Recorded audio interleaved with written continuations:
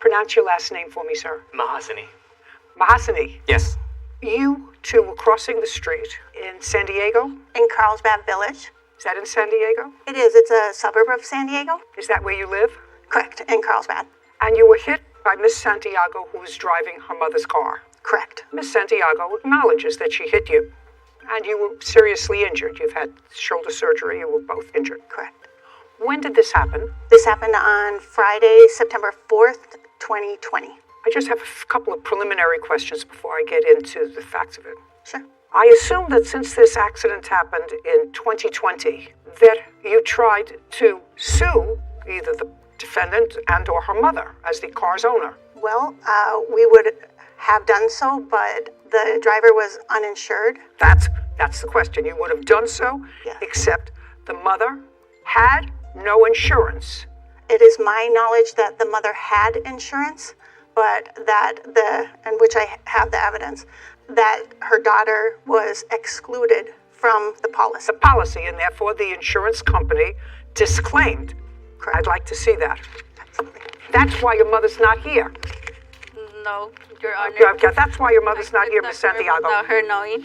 Miss Santiago, that's why your mother's not here. No. Well, were you excluded from the insurance policy? That's either a yes or a no. Yes. Then you shouldn't have been driving the car. Yeah, I know. Just a second. Then you I shouldn't know. have been driving the car. I took the car. I don't want to knowing hear that- I don't want to hear some pat answer from you. Do you understand? That's why your mother's not here. Well, I was. I didn't ask my you a question. responsibility, I didn't and I took ask the car you. Do without you understand? information. They don't listen to you when I'm speaking. When I ask you a question, you'll answer me. I don't want to hear some pat answer. I want to hear a lot of I'm sorries. I want to hear a lot of I'm sorries. Why would I say I'm sorry if they didn't pay attention when they were crossing? You weren't supposed to be behind the wheel of a car. But I was paying You attention. weren't supposed to be behind the wheel of a car. But why they didn't pay attention? I'm not speaking to you. I just told you why. Why should I There was say I'm no sorry? Hey, flashing. be quiet. Why should I say I'm sorry if they weren't paying attention? Because you weren't supposed to be behind the wheel of a car. If you weren't behind the wheel of a car, whether they were paying attention or not would be irrelevant. You weren't supposed to be driving. She thinks you have a big mouth. You don't have a bigger mouth than me, madam. I guarantee you, the last person who drove yesterday that wasn't supposed to drive yesterday because they were drunk killed Was not 6. drunk. Nobody's listening to you. When I'm speaking, nobody's listening to you. Killed 6 people. The last person who drove that wasn't supposed to be behind the wheel of a car killed 6 people. You were not. I wasn't Hey, drunk. I'm speaking. You were not supposed to be behind the wheel of a car. Don't you understand that? I understand Are you that. stupid? I'm not. You were not supposed to be behind the wheel of a car. You were an excluded driver, and you were an excluded driver for a reason. Not only that, Your Honor. Just a second. Don't speak. Now I'm going to read and calm myself down. I don't like my blood pressure to get too high. I just don't like stupid.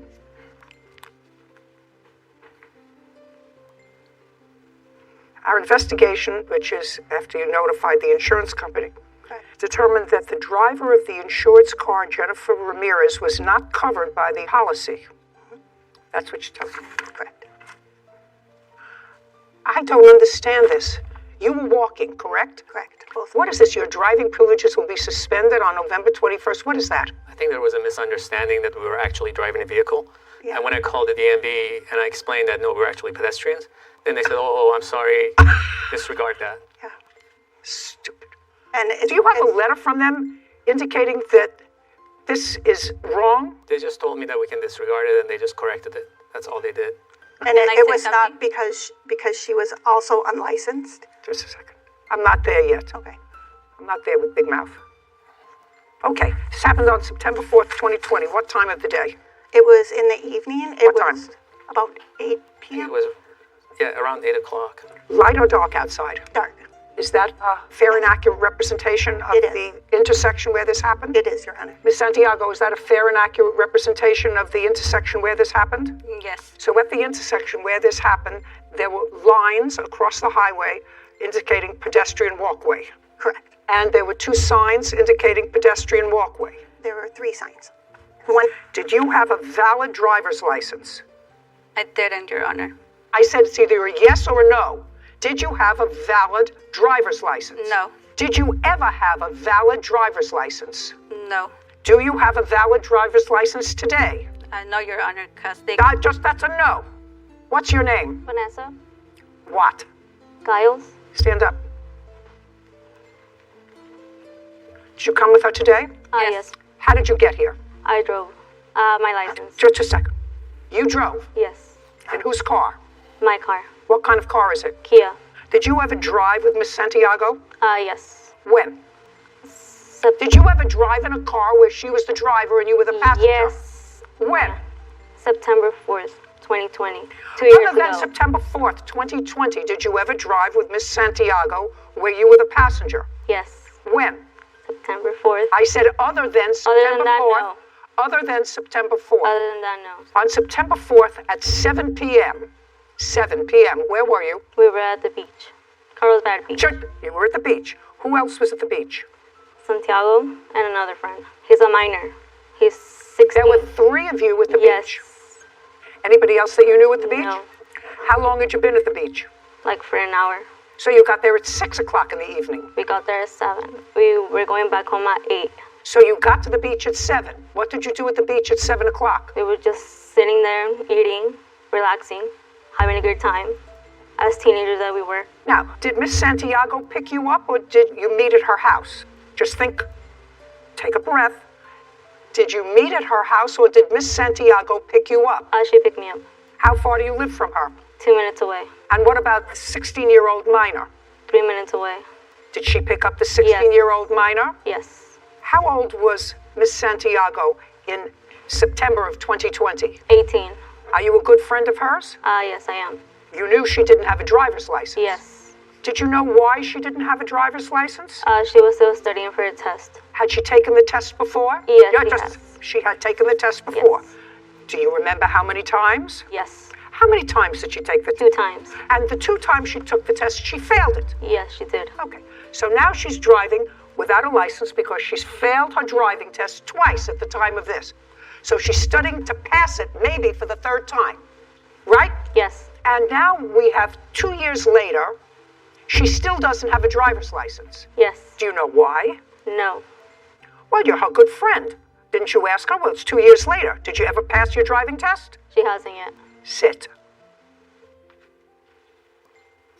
Now tell me what happened at 8 o'clock on the 4th of September, 2020. I have pictures if you like, and would it be okay to approach the screen to show you better? No, it's not necessary. You were crossing the street. Correct. In a crosswalk, she hit you. Correct. We were. You were That's what crossing happened. the street in a crosswalk and she hit you. Yeah. So we had come to the crosswalk sign on the left side of the photo. We pressed the button. It illuminated the flashing lights to indicate that it was okay to cross. We looked to the left. Those 2 cars were already parked. We proceeded to the middle and noticed that the car furthest, in the furthest lane from us, that car was already parked. So we proceeded and we were hit. What happened when Well, she if hit? you guys Don't! were looking, Hey! Don't why speak! did you guys Hey! cross? Listen, Or you for were paying someone attention? who can't take and pass a driver's test 3 times, at least I would keep my mouth shut until I look at you for an answer. Do you understand? Yes. And it was estimated by the officer that we... No. She hit you in a crosswalk. That's a crosswalk. This young lady knew I'm not... Did you hear me? I'm not speaking to you. You don't understand this was a really bad day for this kind of case to come into court. You do understand that? Yes. Okay, good. And you know why this is a very bad day for your case to come into court. No. Then you don't read the newspapers. I suggest if you read the newspaper, maybe you would be able to pass your driving test. Because either you failed the written portion or you failed the driving portion. One or the other. Do you understand? Yes, Your Honor. Good. Now we understand each other. Now you're almost at I'm sorry. You're almost at I'm sorry. When the defendant's car struck you, where did you land? I have photos to show. I'd like to see it. It kind of shows on the second photo there.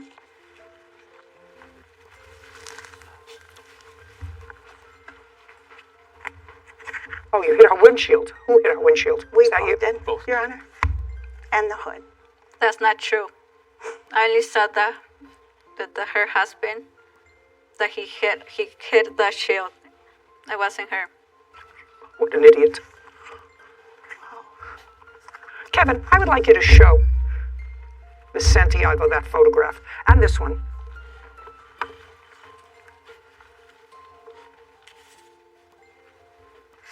Can I see the police report, please? Sure.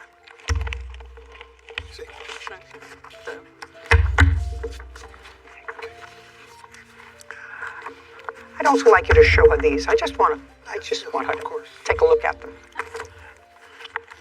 To know what happens when you act irresponsibly. The police that day. Yes, I did.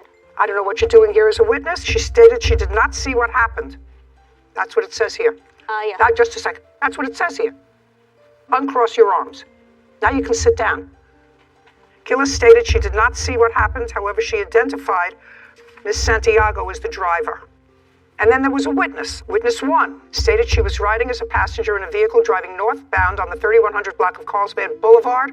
The two plaintiffs were crossing the road in a marked crosswalk on the south side of the intersection of Carlsbad Boulevard and Oak Avenue. The two were crossing from the west side of the street to the east side of the street. The yellow warning lights next to the crosswalk were flashing. They were not. Witness 1 observed Plaintiff 1 driving northbound towards the crosswalk at a fast speed. She I was drove not through. in fast I'm speed. speaking, not you. I was not I'm in fast speaking, not you. I'm reading from a statement in the police report from a witness who stopped when this accident happened that you don't know. Neither do you.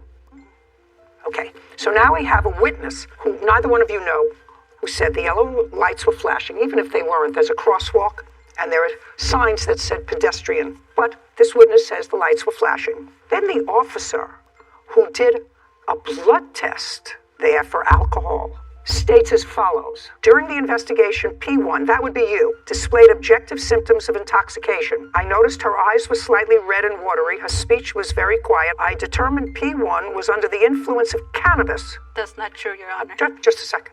Do you have any supplementary police reports? The only other thing that I have from the officer is an email that he... No. An email to whom? An email from the police officer to us. I'd like to see it. Sure.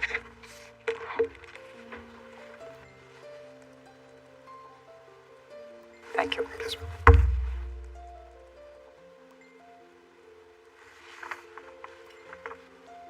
Okay, so what you said to the police officer was, and the police officer responded to you, that the report came back negative. Correct. And he said, I'm not changing it. Therefore, it's not a criminal matter. You have to sue her civilly. Correct. Because clearly the accident was her fault. Correct.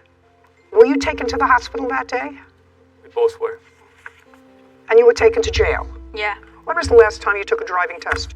Month and year. I haven't taken no driving test. When was the last time you took a driving test, madam? was You a failed long- twice. it was So a I long- want to know when the last time was that you took a driving test. I can't remember. It was a long time ago. Did you take a driving test in the year 2021? Yeah, I did. Did you pass that driving test? No. Was that your third or fourth driving test? That was the second.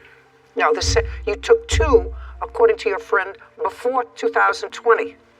I know. So I asked you, in 2021, did you take it? You said yes, you didn't pass it. And I asked you, was that the third or the fourth test that you had? That was my second. Now, I don't know how much more that a court system can do, but to say to people who don't have driver's licenses, especially in your case where you tried to get a license but failed to pass on at least 2 occasions before this incident, which means that you were a risk to be on the road because you couldn't pass a driving test twice before this incident. Now, you want to tell me whether you, and this requires a short answer, not one of your long ones, did you have your mother's permission to take the car that day to pick her up and go to the beach? No. Have you ever had your mother's permission to take the car and go anywhere? No. So in effect, if you had no license and you didn't ask for permission, then you stole the car. No.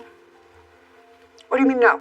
You didn't. didn't have permission of the owner to take the car. You weren't a licensed driver. Therefore, there was no insurance. Well, let's go back. Did you ever ask your mother to use the car? No, not at all.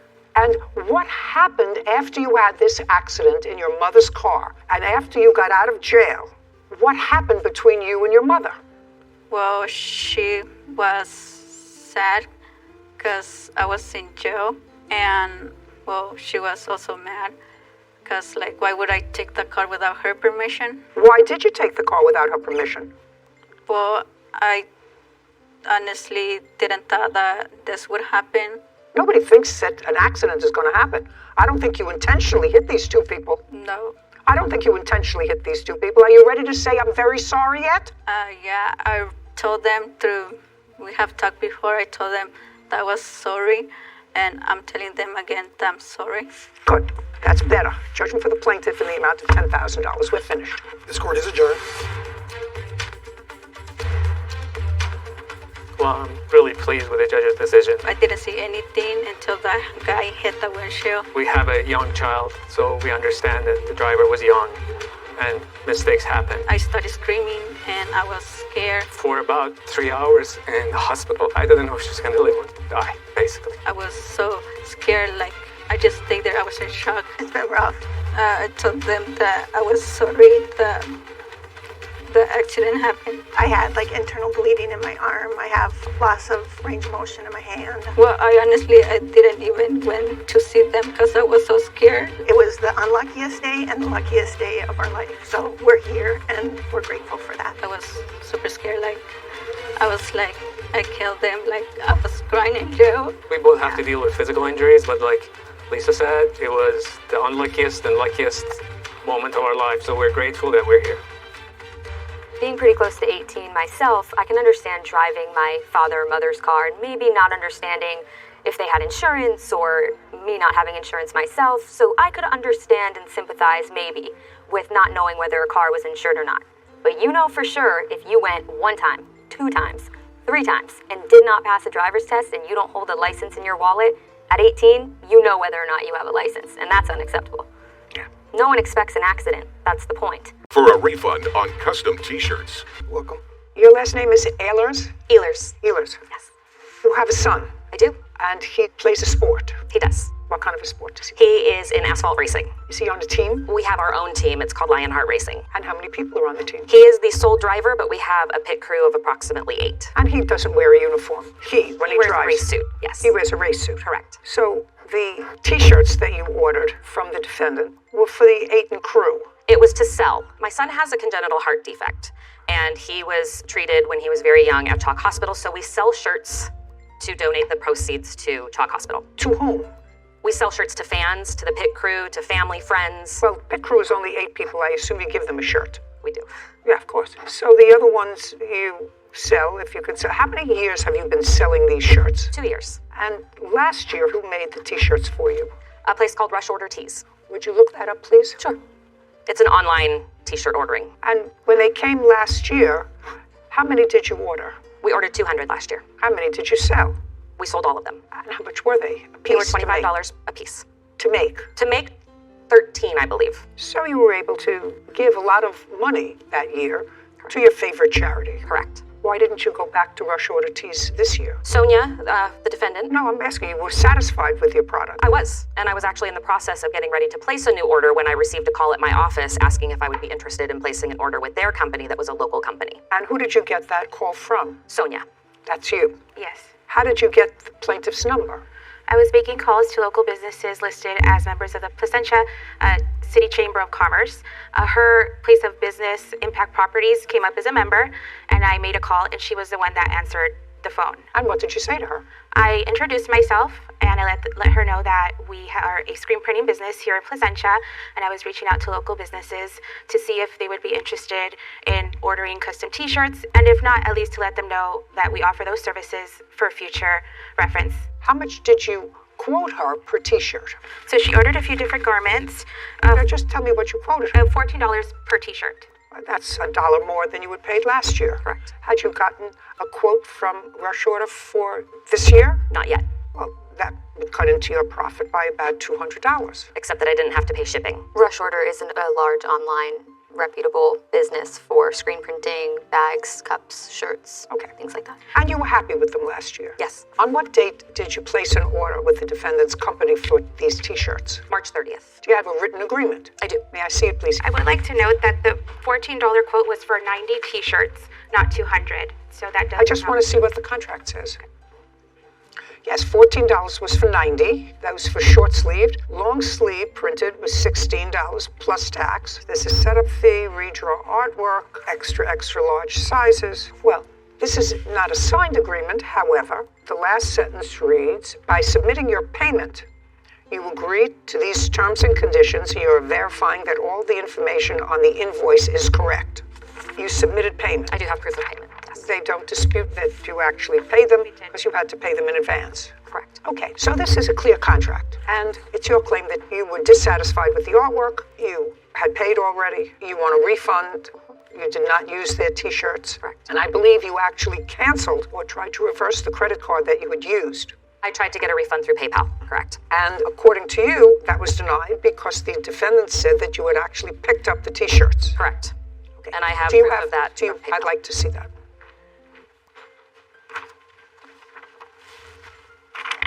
The incorrect.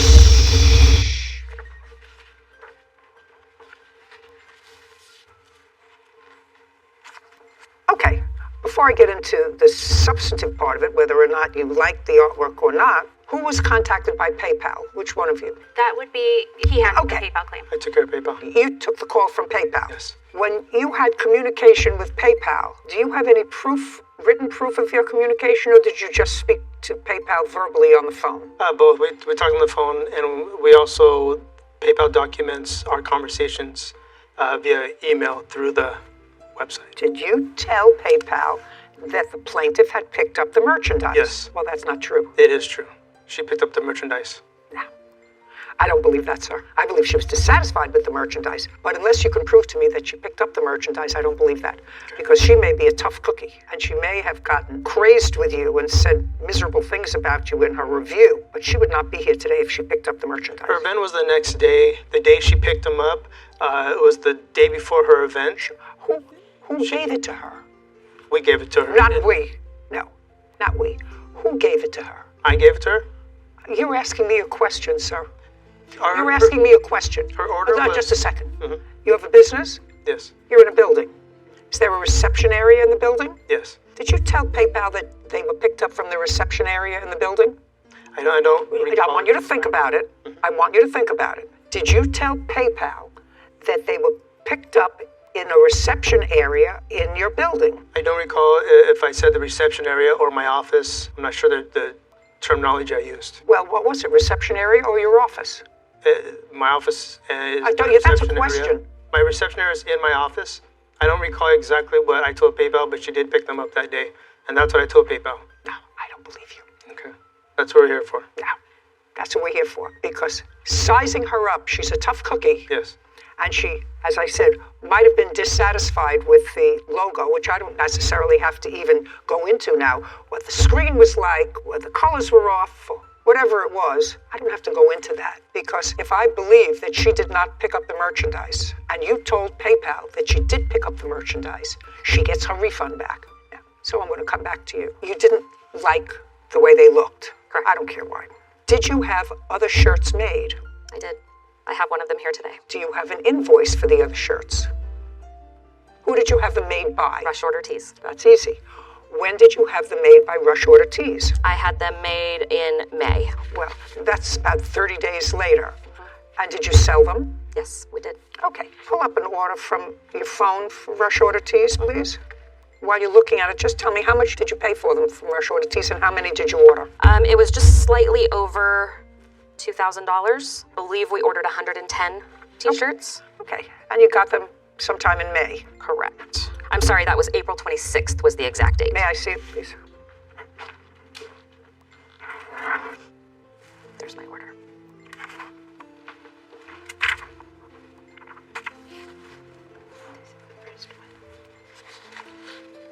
With 1828. Yeah, okay. That makes sense. Okay, so Mr. and Mrs. Gallagher, she ordered the t-shirts within a couple of weeks and got them from another company, which suggests to me that if she picked up your t-shirts, she would not have done that. Do you understand? I don't Do you agree with understand? that. No, I don't. Because if she you ordered may not, 200... you may not like it, but ladies may be, to you, abrasive, because that's what you say in here. She may be abrasive, but she would not ask for a refund through PayPal if she had picked up, if she had picked up the merchandise. She would not have done that. The previous year she ordered 200, and this year she ordered 100 from me, 100 from them, which same is consistent 200 shirts. I can answer to that if you'd like. She picked them up. No, she didn't. No, she didn't.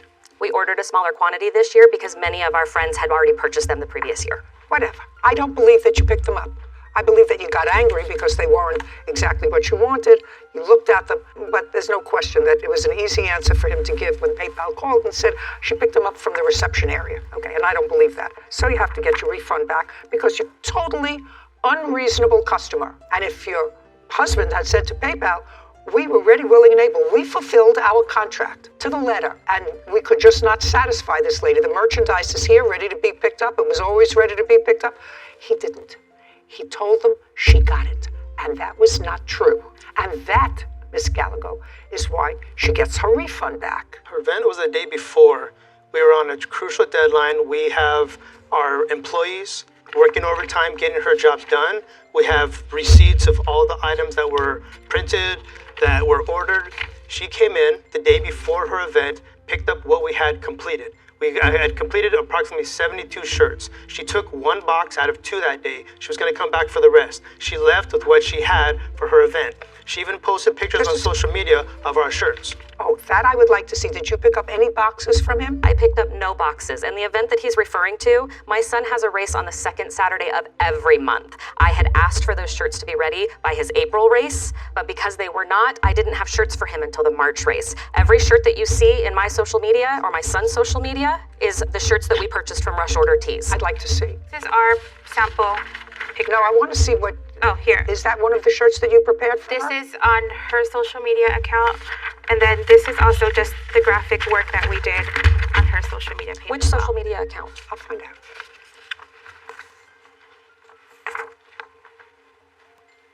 We know that's our shirts because I did the graphic design work. All the logos she gave me were like different colors. They were full color. They had black backgrounds.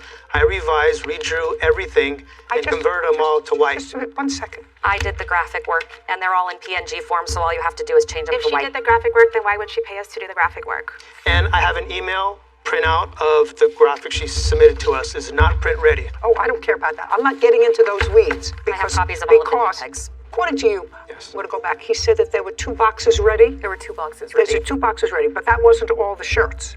There was 2 boxes. Shh. The 2 boxes were not all the shirts. How many shirts were in a box? 72. So what you're telling me is that she picked up 72 shirts. Yes. Okay. Go back and tell me. Just refresh my recollection as to what he said about the 2 boxes of shirts. Well, we had 2 boxes of shirts ready. I didn't pick up a thing. They wouldn't even let me take a sample. She took 1 box out of 2 that day. She was going to come back for the rest. Were there only 2 boxes, or were there more than 2 boxes? 2 boxes. Did you tell PayPal that she did not take half of the merchandise? I told PayPal that we filled 72 pieces when we talked to him on the phone. That's not what PayPal said to her, sir.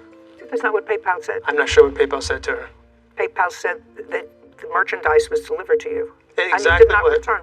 And it was not returned. But that's not true. Exactly what Only I'm testifying here is what I told PayPal. Well, then why wouldn't PayPal say to her, look, we don't know what the dispute is all about, color and everything else, but you're entitled to half your deposit back if you told her you only delivered half the merchandise. The thing is, 100% of the shirts, there's 3 locations, a front, back, and a sleeve. We have everything's 100%, the sleeves are done. The 72 were printed 100%, but we just had 29 shirts remaining, 28 shirts Yeah, remaining. I don't believe you, Mr. Gallagher. She gets her deposit back. Now we're going to get to your counterclaim. Counterclaim is for $5,000 for defamation. So I'd like to see how she defamed you. So Larissa posted a negative review on Yelp, which She's allowed to She's do. allowed to. However, she's not allowed to say that my husband lunged at her and was aggressive. That's I'd like to see it. here you And go. then I'll ask her about it. And I've also included other reviews from other businesses that she's dealt with where it has the same MO. I spoke to another business owner.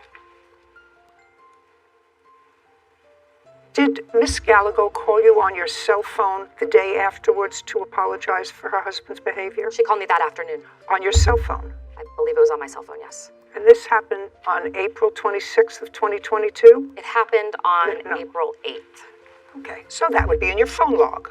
Should be, if I still have it. While she's looking, Miss Gallagher, after this incident, when she came in and had this acrimonious discussion with your husband, which is evidenced in this review, did you call Miss Ehlers?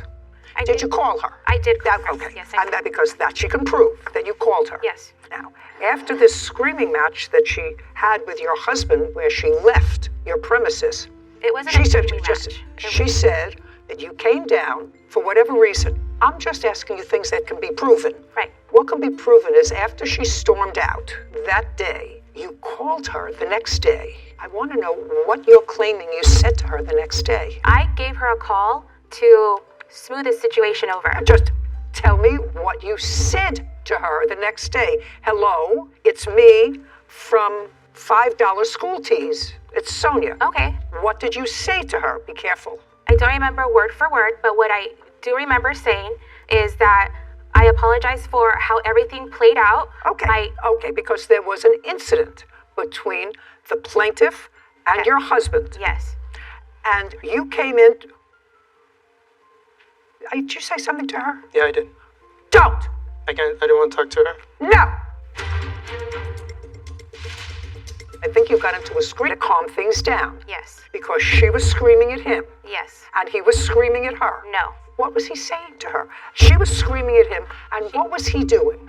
Now, just remember, you called her the next day. I did. To apologize to her. Not to her. I called to apologize for the entire situation from beginning but to if end. what you're telling me is that the only one who was behaving badly was the plaintiff. That's what you're telling me. The only one that was behaving badly was the plaintiff. She was out of line. There's no question. There's no question. Actually, she acknowledges in this review. But that's not the worst part of it. She acknowledges in this review that she was out of line in screaming. Yes. And that's what you came into. Yes. So the only thing that you're disputing is that your husband was likewise screaming at her, answered her back. He was not screaming. He was patient, and he was attempting to work it out with her. The only thing I remember him saying, and I can recall, is him saying, I'm trying to help you. I don't understand why you're acting this way. And I do recall him telling her that she was a bad person because she was... Okay. Yeah. I mean, a person can only take so much. I'm telling you, she says this. Yes. In her review. Okay. Now, you want me to look at other reviews that she wrote for a carpet company in 2021. Yes, and I spoke to the owner. Okay, first she complained about a carpet company and the horrible service. They laughed at her and disrespected her. Okay. And then, that was in 2021. That was a year before. Then she posted a review, according to the timeline, in 2015. So 6 years before. It shows a pattern. No, a pattern. Yeah, a pattern. Three complaints. Three complaints from somebody who lives a life in 6 years. I have a copy of all of Just them. Okay, and this one said that the owner wasn't interested in hearing complaints. It was over the phone and hung up. That's 2015. Okay, she takes her reviews seriously. Now, you want to show me other reviews? These are all of the 5-star reviews that I've done as well. Yeah. I'm an equal opportunity Yelper. Just a second. Would you just show this to the plaintiff and make sure she agrees that those are hers, and then I'm going to have you show this to the defendants. Okay. Now show this to Mrs. Gallego.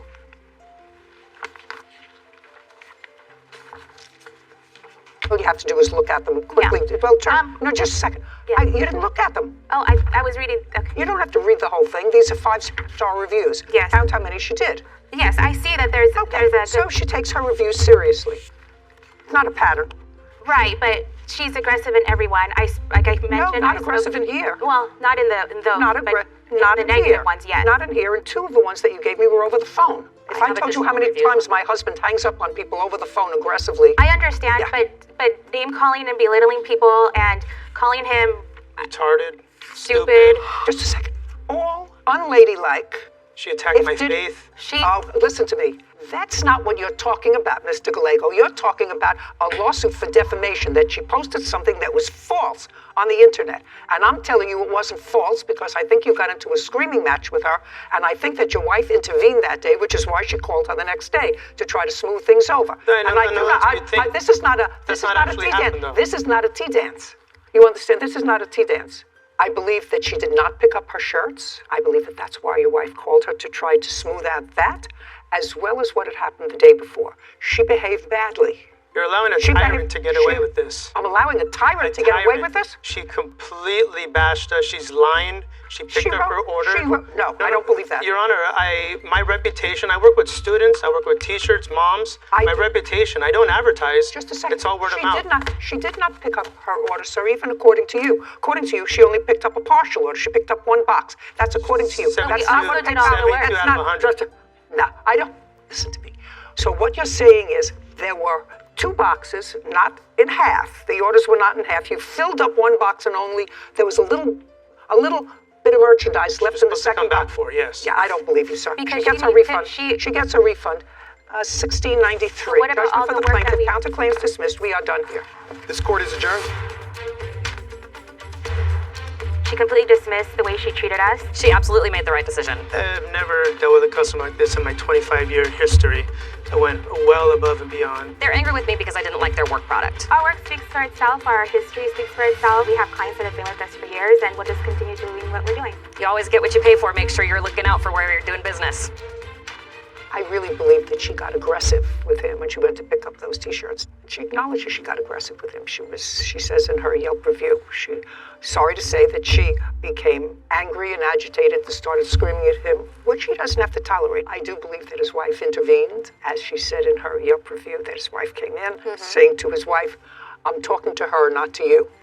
I can actually see Visualize it. I can actually visualize him saying that. Problem is you have to make a judgment. And the judgment really was whether somebody who was aggressive, and she was, who knows her business, knows what she wants, runs a business, had ordered the shirts before, had ordered them from somebody else, was satisfied with the previous order because there was no negative review that they showed from that order. She may have been dissatisfied. She may have had just cause to be dissatisfied, but he lied. 22 years. And Mr. Fugate, how long have you lived in your house? Your Honor, my mom has lived in the house far longer than I have. She's lived in it since 2008.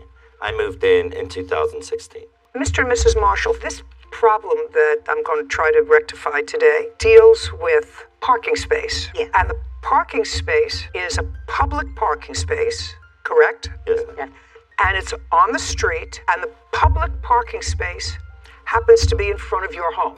Yes, ma'am. You live across the street. Yes, ma'am. And the case involves acrimony that has developed because you, Mr. Fugate, would like to keep that spot that's in front of your home free for your mother, who you say for health reasons it would be more convenient for her to park right in front of the house. Yes, ma'am. And Mr. and Mrs. Marshall sometimes or always park in that spot. That's what the problem is. Yes. Okay. And I assume you're going to speak for your husband for now? I can, yes. Do you want her to talk for you? Sorry. He learns his lessons well. Oh, that's very good. Perfect. I speak for myself. If she need to, you can. Perfect. You've been living there a long time. Did you have any trouble with the Fugate family about this parking space between 2008 and 2016? No. So before the son moved in, you had no problem? That's right. Had you ever, just a second, had you ever had discussions with Mrs. Fugate about parking in that spot before he came? No, ma'am. Okay. Now, Mrs. Fugate, did you understand what I said? Yes, ma'am. Okay, I want you to be very careful in your answer to me. Yes, ma'am. You've lived there for a long time. Yes. Your son didn't move in until 2016. Before your son moved in, did you ever have any communication with Mr. and Mrs. Marshall about parking in front of your house? Ma'am, she didn't park in front of my house before my son moved in. Okay, so is that correct? That's correct. Okay. Can you tell me what changed after her son moved in? Okay, where I park at is actually across the street from the Fugates. It's right by my driveway, and I park my Toyota Avalon right beside my driveway, which is the parking spot that Mr. Fugate is causing the problems over. So it's the parking spot is in front of your house? No, it's not in front of my house. It's beside my driveway. But on your side of the house? That's on your correct. side of the street? Correct. Do they have a parking space in front of their house on their side of the street? Yes, ma'am. Do you ever park there? I have. When they took the parking space I usually park in, I did park across the street. Okay, so occasionally either Mr. Fugate, his mother, parks on your side of the street on a public street and you'll park in front of their house. Correct. Okay, I got it. Okay, so let me tell you all this. We're going to finish part of the case right now. Too bad. You can park wherever you want on a public street because there are other visitors that come, I assume, for people who live on the block that they take up parking spaces, and occasionally there aren't other parking spaces. You know, there's no question you would prefer to park on your side of the street, and you would prefer to park on your side of the street. If you can't, you can't. Mr. Fugate, I'm just telling you, just so that you know, you have no right to a public parking space. Yes, I understand that, Your Honor. I'm not the one that needs to be told that, though. You have no right to a public parking space. Yes, ma'am. Where do you live, in what state? Ohio, Cincinnati. Okay, I've actually been to Cincinnati frequently, but I am certain that there is no regulation in Ohio or any city or town thereof that says, well, you sort of had first dibs on the parking space on the public street that's in front of your house. That's ridiculous. The best that Cincinnati has, Your Honor, is a 3-day law that if the vehicle doesn't move within 3 days, then it could be towed by the city. But that's the best that they have. You live across the street from each other. Did either of you ever call the police and say a car has been there for more than 3 days? Yes, Your Honor. Who did? I did, Your Honor. Why? Because the spot in question that's directly across the street is actually, it's hindering to the entire flow of the neighborhood and where everybody parks on the street. I served 10 years Army, and I fought for people. Listen, I don't care if you're a good person, if you're not a good person, if you're a do-gooder, if you're not a do-gooder. It's a public street. And if what you're suggesting to me is they should be nice, it's an older person and they shouldn't park in that spot, what I'm telling you is I wouldn't start up with anybody by calling the police on a car that especially a car that I knew. I know that it's my neighbor's car. They've been living there for 22 years, relatively peacefully. It hasn't really been peaceful, Your Honor. You moved there. Yes, I did. They were living there a decade before you moved there. You. Yes, ma'am. If it wasn't peaceful, there are options. You're a free person. But I think it's absolutely ridiculous. I cannot imagine my calling the police on a neighbor's car that was parked in the street. Well, that created problems. Okay, so I see where we're going. We're going to get to this case. Reimbursement for insurance deductible, that's one thing, because you claim that Mr. Fugate damaged your car. Yes, ma'am. On what date? That was on June the 26th. Of this year? Of 21, I'm sorry. Okay. Do you have any video evidence of the damage to your car? No, ma'am. All I have is a picture. Tell me how he damaged the car. With what did he damage the car? Okay, he damaged the car with his hand. I'm parking the car. You mean in front of? In front of Mrs. Fugate home. Cool. So on her side of the street? Yes, ma'am. I exit the car. Mr. Fugate is being erratic. No, don't tell me what your perception of. Tell me what he did. He was feeding the hood of the car. He came up to the car and was hitting the top of the car? Yes, ma'am. Okay, now I'll see the car and the police report.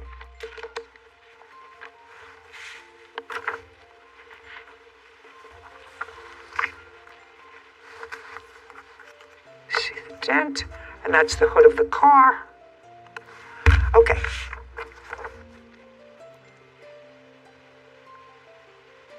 Okay, so this police report says Mr. Fugate told the police in his narrative that this incident occurred, there was a disagreement over the parking space, and that you struck him with the car, causing minor injury. Okay, because you have a cross complaint for that. That is correct. Okay, so that's simple. June 26th, I see the car was damaged. There's no question it was damaged by somebody pounding on the hood, and I assume that was you. Ma'am, that's wrong. I did not pound on the hood. Well, then tell me, Mr. Fugate, how these dents occurred, just the way they look, on the hood of the car. Your Honor, I have the 911 audio calls of the night, as well as the police report. And I also drew up a diagram where she was originally parked that explains everything. But, Okay, so I'd like to see that. Okay. Ma'am, if I could approach the diagram. Absolutely. June 26th. On June 26th, I was talking to my parents when the marshals came home. My car was parked right here.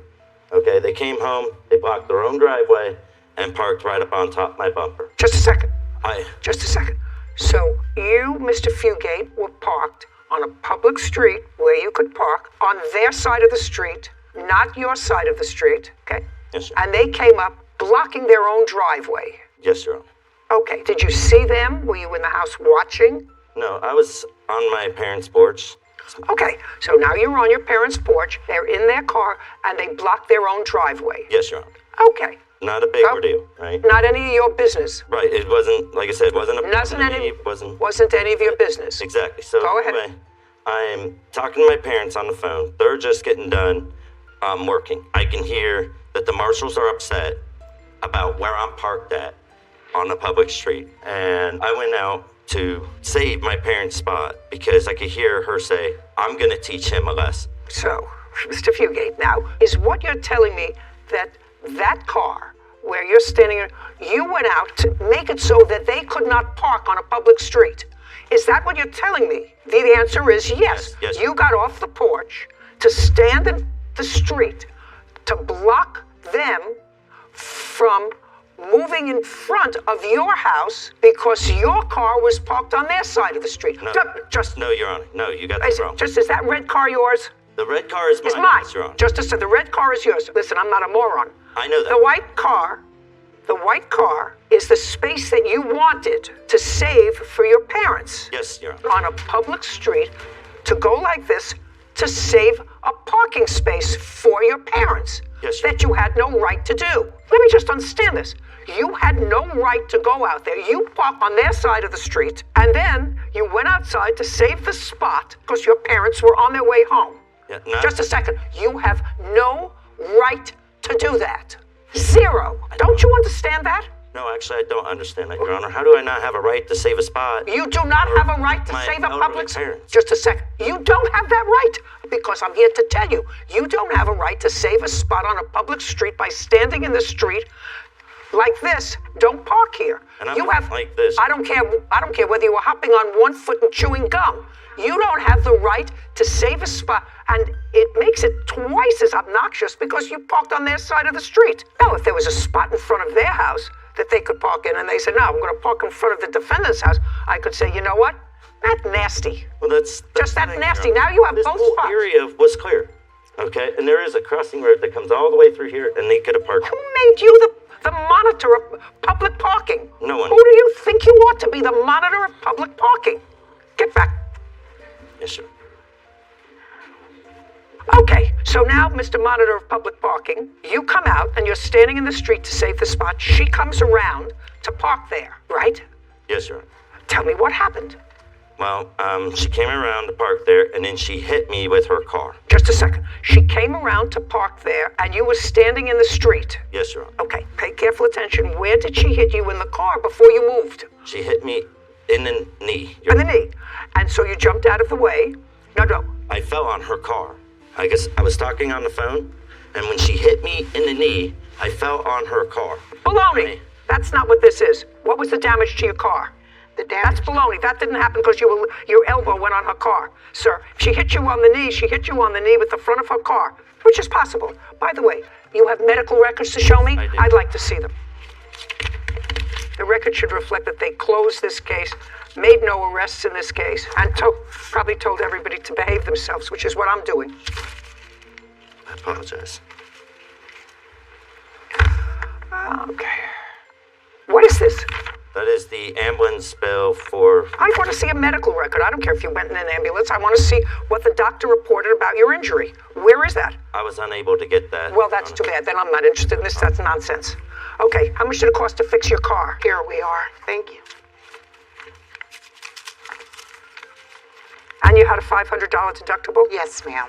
$500 so far for the plaintiff. The counterclaim that talks about medical bills for this is dismissed. Okay, filing a false police report. Yes, ma'am. And the false police report you're talking about is what? Mrs. Fieldgate initiated a confrontation with me. When? December the 22nd. I'm on my way to my vehicle. Mrs. Fieldgate is parked maybe like 10 feet behind me. Put up the diagram again, please. Okay, just go over to the board. This is a different date, but I just want you to show me where she was and where you were. Okay. Mrs. Fieldgate was parked right about here. She parked right about there, which is opposite your house. Yes, ma'am. Okay. And I'm parked here. In front of her house. Correct. Okay, so you're both on the same side of the street, which is the defendant's side of the street.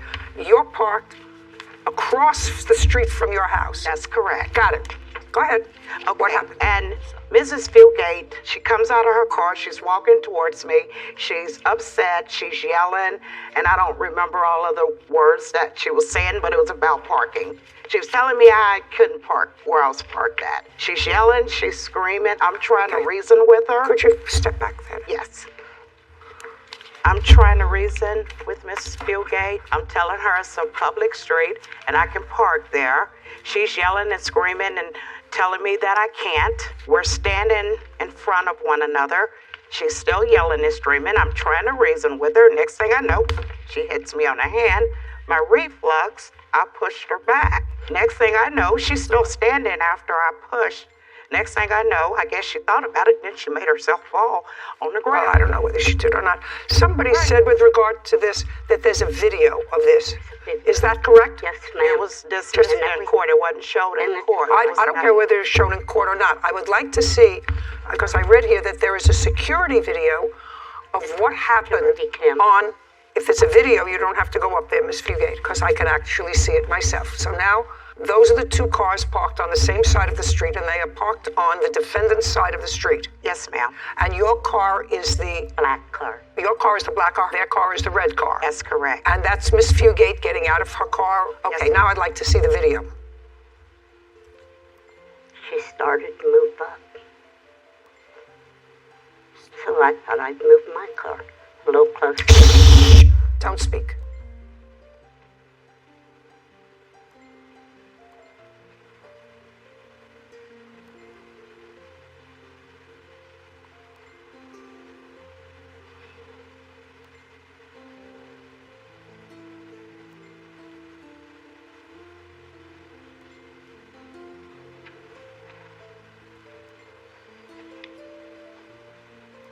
That's when she... Okay, I'm going to see that again, please. And I'd like you to do it slowly at some point when they're right in each other's faces and getting very nasty.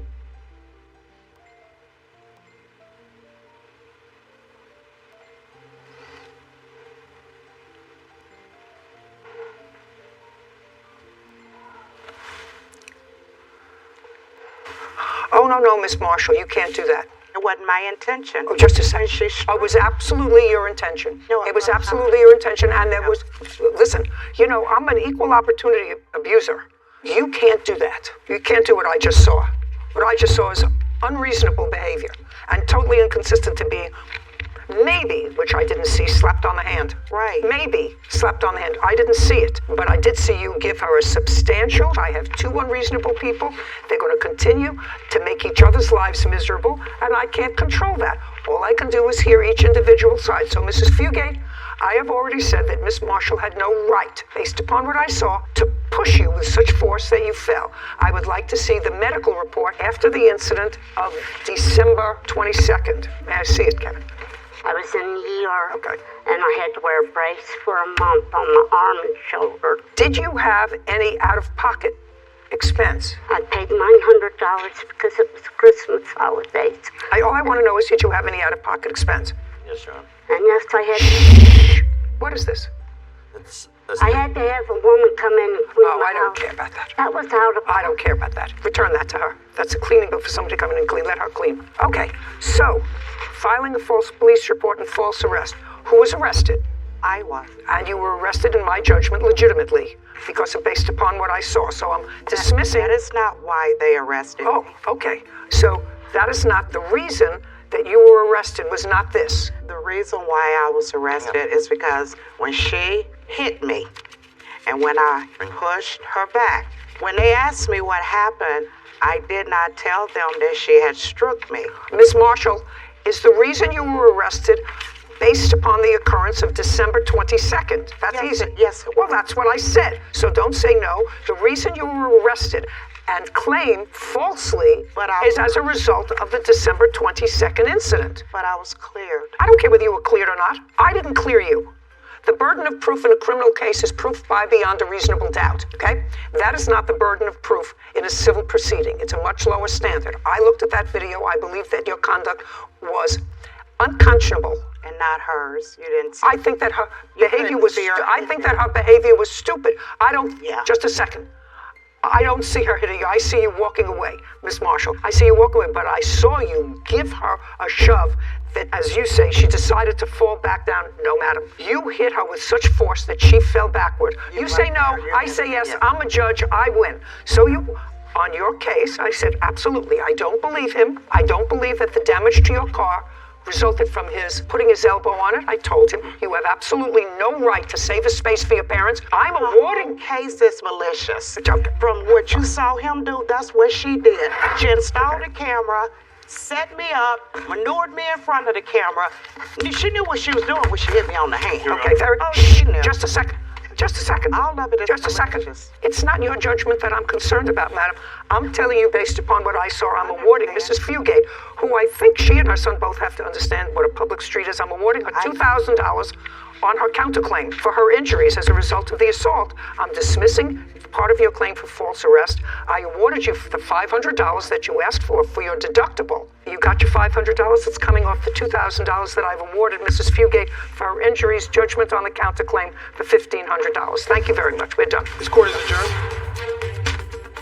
I wouldn't have never maliciously pushed anybody. I've been trying to tell this story forever. I didn't know what else she was going to do. I was trying to protect myself. It really does harden me that there are people out there that could go and just do this. I have always been claimed that the defendant's son, I assume that's this young man over here, vandalized your car. And he vandalized your car by smashing in a side mirror. Yes, ma'am. Which required you to be without a car for a day while they fixed it. So you want his father, who was actually present at the time, to pay for the damage. Yes, ma'am. From what I gather, this happened on Father's Day, which was June 19th of this year, and you were going over to visit your father. Yes. For Father's Day. Stand up. What I gather from your complaint, was he sleeping? Yes, he was. Okay. Some sort of an altercation happened, which you'll tell me about in a moment. His father was called. Yes, ma'am. His father came. This kerfuffle continued, and when they were on their way out, this young man, whose name is... Caden Baumgartner? Caden smashed in your passenger mirror, and his father says, well, he actually saw him do that, but it was just pushing in the window, the mirror, and really all you had to do was pull it out, and it would have been fine. Right. That's your defense? Yes, ma'am. Okay. So let's start out when you arrived at your father's house. What time? I arrived at my father's about, I would say, about 11:15. Okay. What happened? And it woke up Caden in the process. Caden got upset. What did he say? How did you know he was upset? He started screaming and pretty much saying, why the heck are you coming in here, waking everybody up? You have no right to. Okay. And then after that, Caden got up and started yelling, started punching the walls, screaming. My father went in there, and then his father, Chris, ended up getting called to come get Caden. How far do you live from where Miss Larson's father lived? About 7 miles away. How old is your son? He's 16. Is he the oldest one of your children, in the middle, the youngest? Any other children at home other than him? No, ma'am. So he's the baby and he's home? Yes. Who sets the rules for him? Well, I do. Where did you think he was going? No, I knew he was over they had something to do for Mother's Day, and then they... That was Father's Day. Well, I know, but I'm saying for the entire... Mother's Day is in May, Father's Day is in June. They usually don't have carryovers. Planned, I don't know. But anyhow, yeah, he was over there. Times have changed, life has changed. The only time you got to sleep outside your house when I was growing up was when you were outside in a pine box or a white dress. That was it. Those were your choices. Yes, ma'am. That's the way you could leave your parents' house, right? I chose the dress. All right. Now, Caden, I'm going to come around to you. Because, we're not talking about somebody losing 2 pints of blood. Yeah. Or somebody losing a finger. Yeah. I know what it's like to wake up a teenager at 11:30 in the morning. I'm usually ready for dinner at 11:30 in the morning. But teenagers, they're still growing, so they sleep late. But you were particularly annoyed when Miss Larson came in, right? Yes. Why? Well, she did put it the right way, but she didn't put it the right way because... Just tell me why. Well, Don't look at her. Talk she to me. didn't just wake her up. She came in there loud. When she walked in, Caden, to a room in her father's house, what did she say?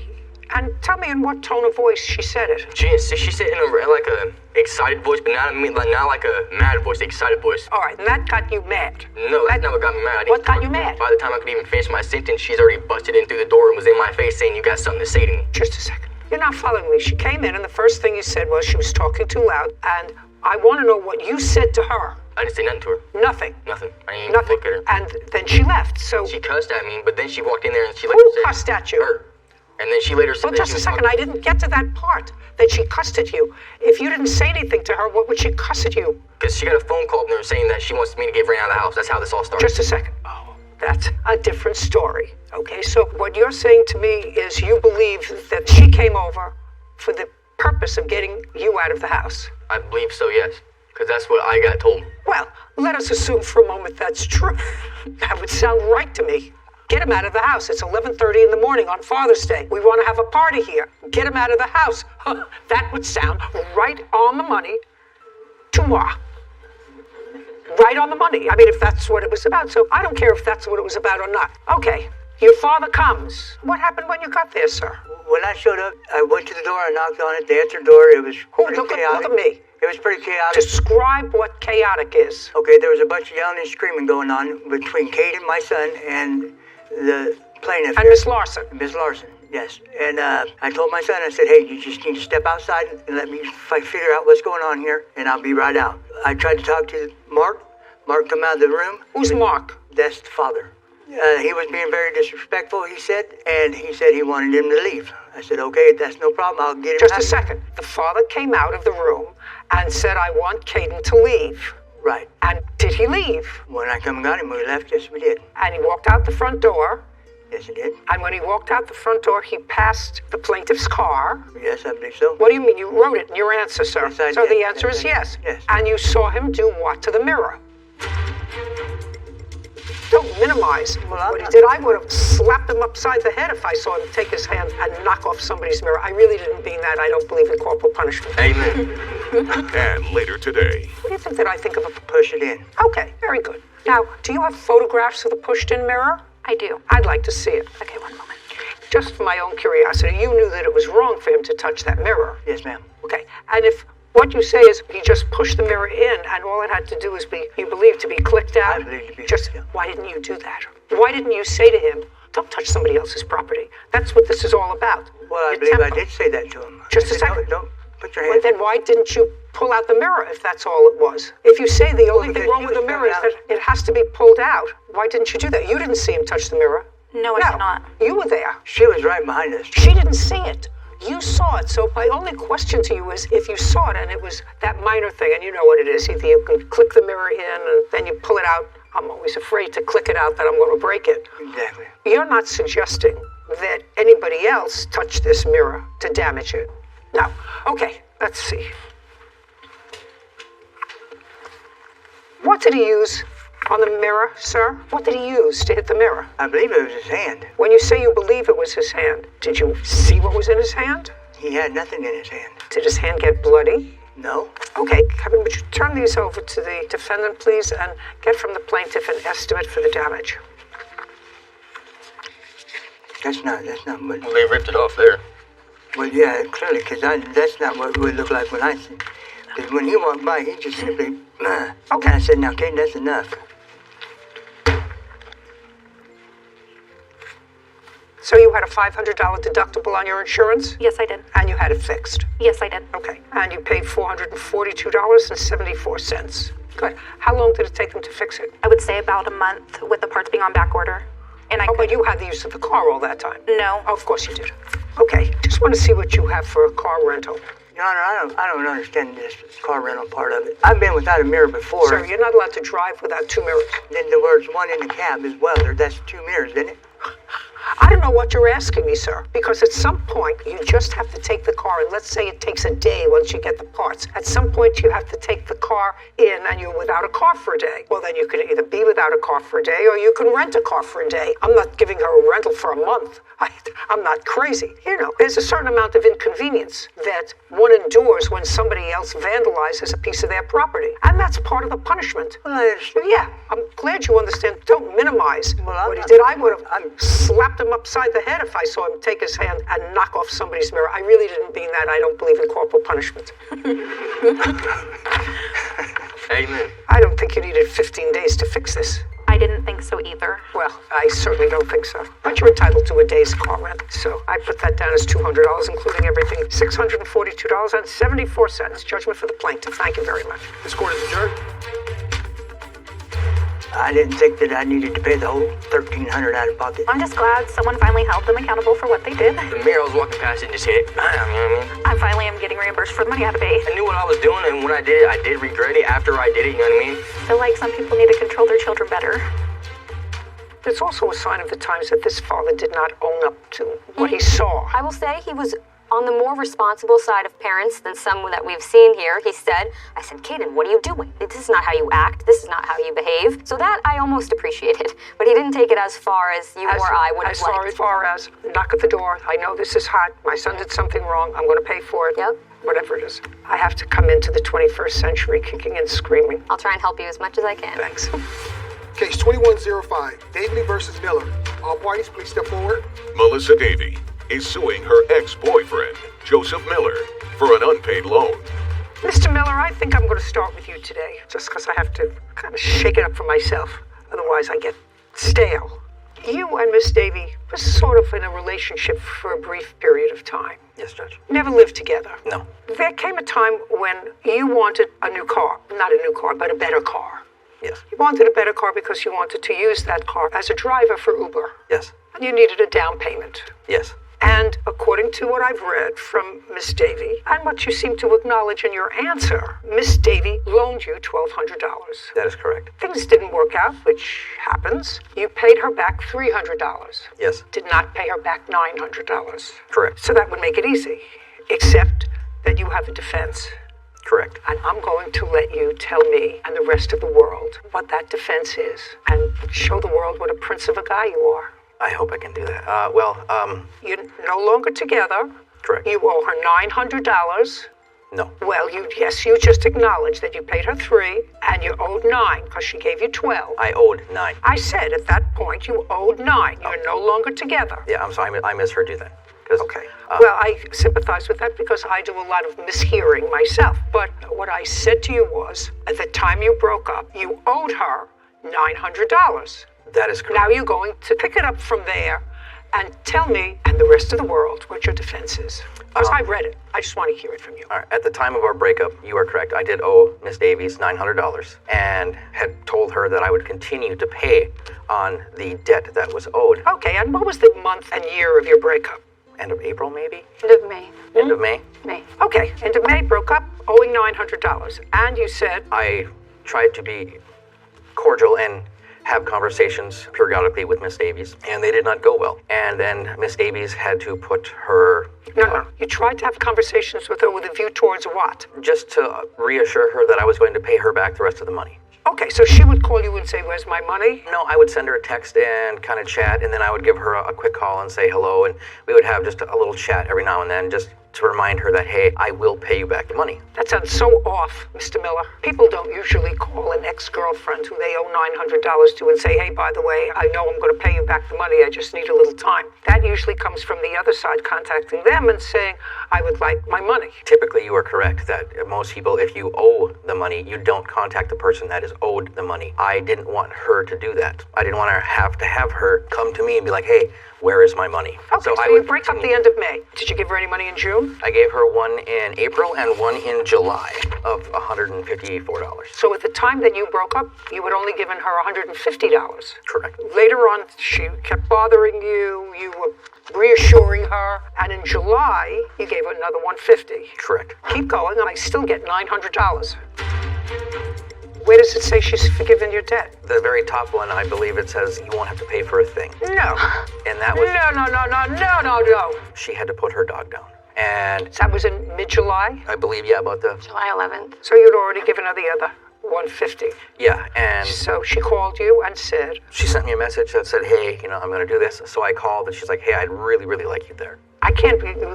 The last couple of words you just sort of muttered, sir. I don't know why you sort of muttered them. She called you and said... I would really love to have you there. I don't want to do this alone. I would really appreciate if you would come. Okay, and did you think of that as a reasonable request? Yes and no. Okay, did you agree to go? After we talked... No. I want you to tell me what she said and what you said. She said that she would do it. No. I really want you to go. And this is on the phone. That's what you told me. This was on the phone. Yes. So you didn't say that she could see on the phone. She said, I'd really like you to go. And you said what? I think that could be worked out. Okay. I think that could be worked out. Yes. And then what's the next thing that was said and by whom? I believe she said that I would do anything to have you there. I don't want to do this alone. Well, you told me that before. After she said, I really don't want to do this alone. I would really like you to be there with me. And you said, that could be, what did he say?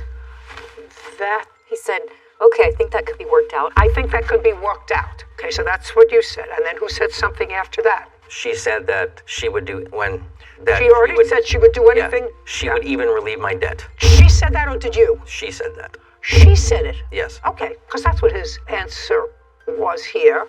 And so then you said to her, fine, I'll go with you. And you went with her and you spent 3-4 hours there while the unfortunate business of an end of life for a beloved pet takes place. And prince that you are, you relieved yourself of the $900 that you owed her. Yes. Just for my own information, how long did you and Miss Davy date or have a relationship? A month, 2 months, 3 months? 4 months. 4 months. Did you get close? Tried. Both of you or just she? Both. So you tried to make it a warm, close, intimate relationship? As best we could, yes. And when you needed some help, she offered to help you? Correct. What do you think that I think of a person who understands the word close, warm, affectionate? What do you think that I think of a person who says, okay, I'll go with you at this very, very sad time. Someone who I've been close and intimate with for months, so I'm going to spend a couple of hours in the afternoon with you at this very tough time, but it's going to cost you $900. Which is in effect exactly what you said, but it's going to cost you $900. Let us assume that I believe you, a reasonable ex-boyfriend who wanted to be, as you said, I didn't want her to have to come and chase me. I wanted to assure her. So a reasonable ex-boyfriend would say, sure, I'll keep you company.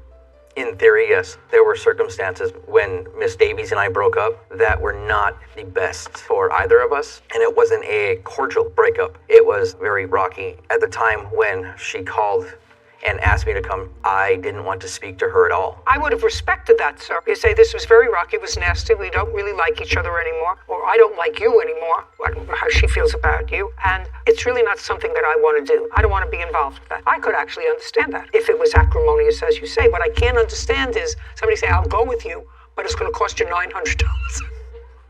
That's what I understand. Well, she brought that up. She was the one that stated that she would relieve the debt. And I was like, okay, whatever. So okay, Miss Davy, now it's up to you. Now I have been grilling Mr. Miller.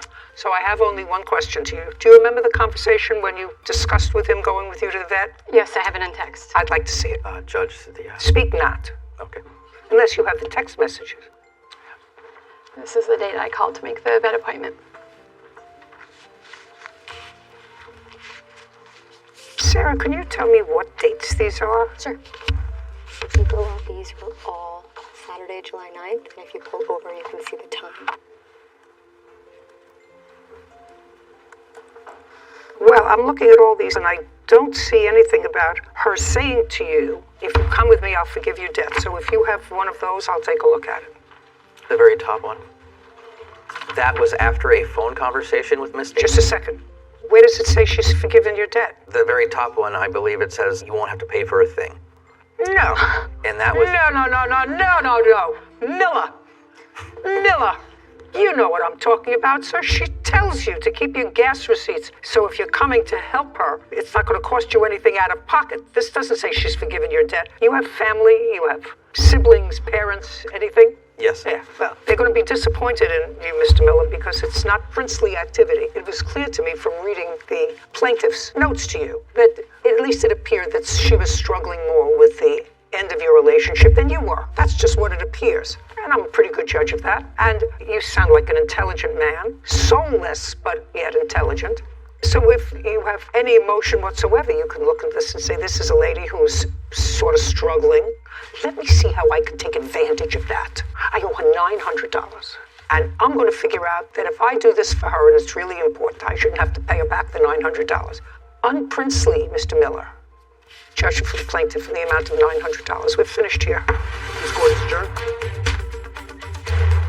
People just sometimes don't agree. It was very clear cut. At the time, I was very upset with her. I think he tried his best to just keep things cordial. Move on and move forward. Another wonderful relationship that's hopefully will not end up in court.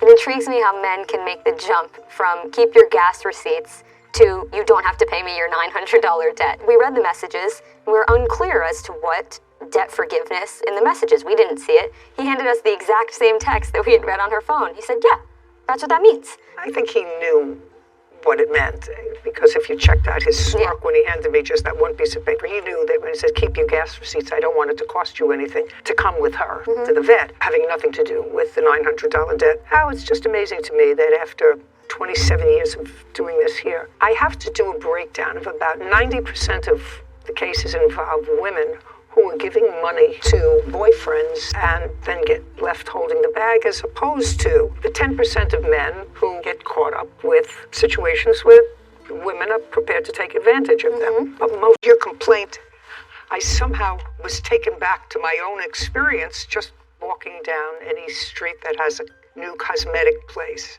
So I sort of believe I understand what your experience was, at least initially, with Mr. West.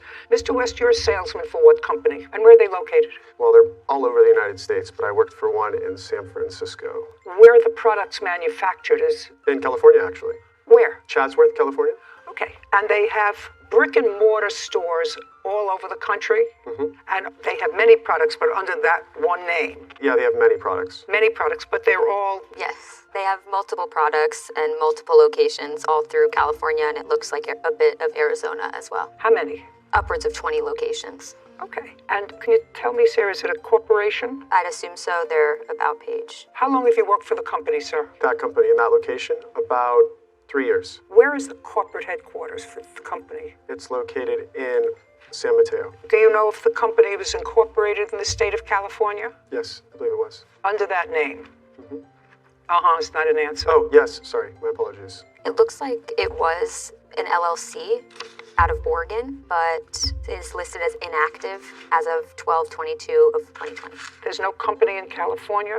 It just says the jurisdiction in which the LLC was created is Oregon. That's as far as I could tell. They have a company address that's listed in a head office in Portland, Oregon. What do you know about Portland, Oregon? It's a lot of hippies. A lot of hippies. What about your company? Oh. Do you know anything about your company? Yes, I think it's probably another location there as well. Do you know anything about the company that you work for? Was it incorporated in the state of Oregon? No, it was incorporated in California. And I think Oregon maybe has a franchise? I can't tell from public record anything from the state of California. I tried looking up their headquarter information, and all I got was this Cosmetics LLC from Oregon. And while I'm taking this information, I want you to take a look and see if there are any court cases. Let's try the state of California and the state of Oregon. Sure. And the only thing that you could find was the Oregon company under that name that is no longer active. It might not be the same company, but it has the same name listed in Oregon, so I would assume so, but there's no information on their website about their headquarters information. Anyway, Ms. Bernardacci, trying to think of the date that you made these purchases. What date was it? It was February the 21st, 2022. And you were shopping, you were walking with your dog. Had a little dog? Yes. What kind of dog? A Shih Tzu. A Shih Tzu. Yeah. My fave. Oh, yeah, mine too. She's my third one. You were walking in a mall. What mall and where? In Santa Clara, California. That's where you were working? How long had you been working there? 3 years. Okay, this is what the case is about as far as I can tell. You were walking. Was it this gentleman who was standing outside? No, it was somebody else. It was somebody else with a somebody else. One of the other people who works at your business? I was the one who offered her a sample. Outside? No, in the front of the store. Well, but it's in the front of the store. I didn't step outside of the store. I was in the front of our store, not outside of it, but inside the store, and I handed her a sample. Just a second. Sort of inconsistent with my life's experience of these things, but let's see. Had you gone to his store? No. You're walking through the mall. Is it an indoor mall or an outdoor Indoor. mall? And when you passed that store, tell me what happened. I was en route to a specific store. A man with a basket was standing in front of the store. So there was a man outside with a basket? With a basket. Where outside? Right outside of the store. And it wasn't this gentleman? No, it was not. Tell me what the person looked like who gave you the sample. I believe he was Caucasian. He was shorter than Eric. I believe he was partially bald. And I believe he wore glasses, but I can't be sure. I would know him if I saw him. Okay. And so continue with your story. Standing there with a basket of samples outside the store. Okay. Totally consistent with my own personal experience. Okay, so he offered me a sample of a product, and I said, no, thank you, I'm not interested. And he said, no, please. He said, you'll like it. And I said, I'm in a hurry, and I'm not interested in any of your products. At that point, Eric walked a couple of steps out from the store and started showering my dog and myself with compliments, just like over the top. And he said, why don't you come in my store? I've got a surprise for you. You are going to love me, he said. I said... So he was doing his salesman shtick. Yeah. And from the smile on his face, it's exactly what he was doing, his salesman shtick. Yeah, and pretty much you were on commission. Yes. Right. Okay, so now he's showering both you and your little Shih Tzu with compliments and how beautiful the Shih Tzu is and how he's going to give you things that are going to take away this line and that line and this crease or whatever. And I sound like such a sweet and kind person that, he's got a surprise for me. I got it. Okay. Go ahead. So he got you into the store. At that point, he asked me to have a seat. And again, I said, really, I'm not interested. I want to go. So then someone took my dog. And where was the dog? On a leash in my hand. And he says, here, I'll take your dog. And I said, no, I'll hold her.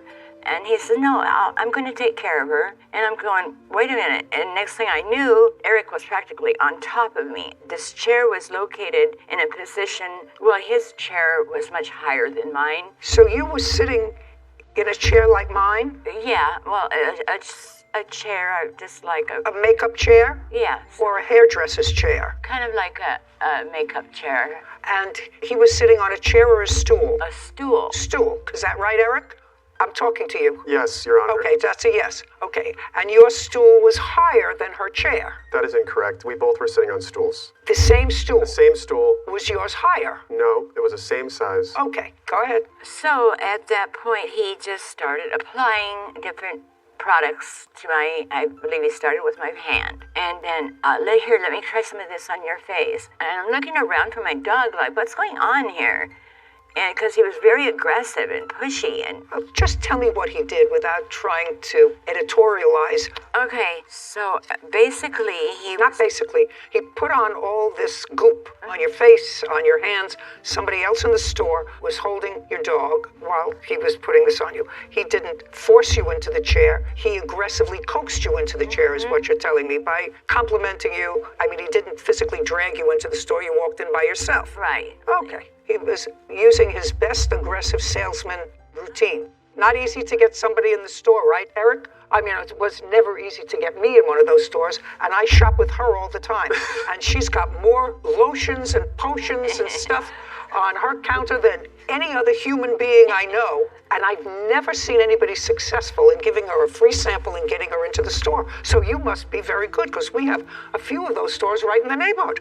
You must be really talented. He is. Just a second. So before we finish with her, and since you originally started, Mr. West, with, no, it was me outside. It wasn't you outside initially. It was somebody else. You came out afterwards. Well, actually, I believe her. So I want you to understand that her description of the person who initially approached her was so specific. And then the fact that you came out and joined that person, because then you became a tag team, is totally Convict. Do you have family, Eric? Yes, I do, Your Honor. Living family? Yes, I do. Okay. You don't want to make a fool out of yourself here, right? Absolutely not. Great. So I want you to understand that I believe the plaintiff when she tells me you weren't the initial person out there who stopped her with a free sample. I was the only one working that day, Your Honor. I don't believe you. Okay. Because you couldn't have got her where you got her to, which is the story she's going to finish, because by the time she got out of the store, she had $8,000 worth of your product. Which is also not accredited by the Better Business Bureau and has multiple complaints out against them. So, just for the record. No, that's an important record. Keep looking. Okay, so at that point, I decided I'm going to leave and take my dog and get out of here. And I attempted to get up, and he was sitting higher up than I was in such close proximity that I was unable to fully stand up.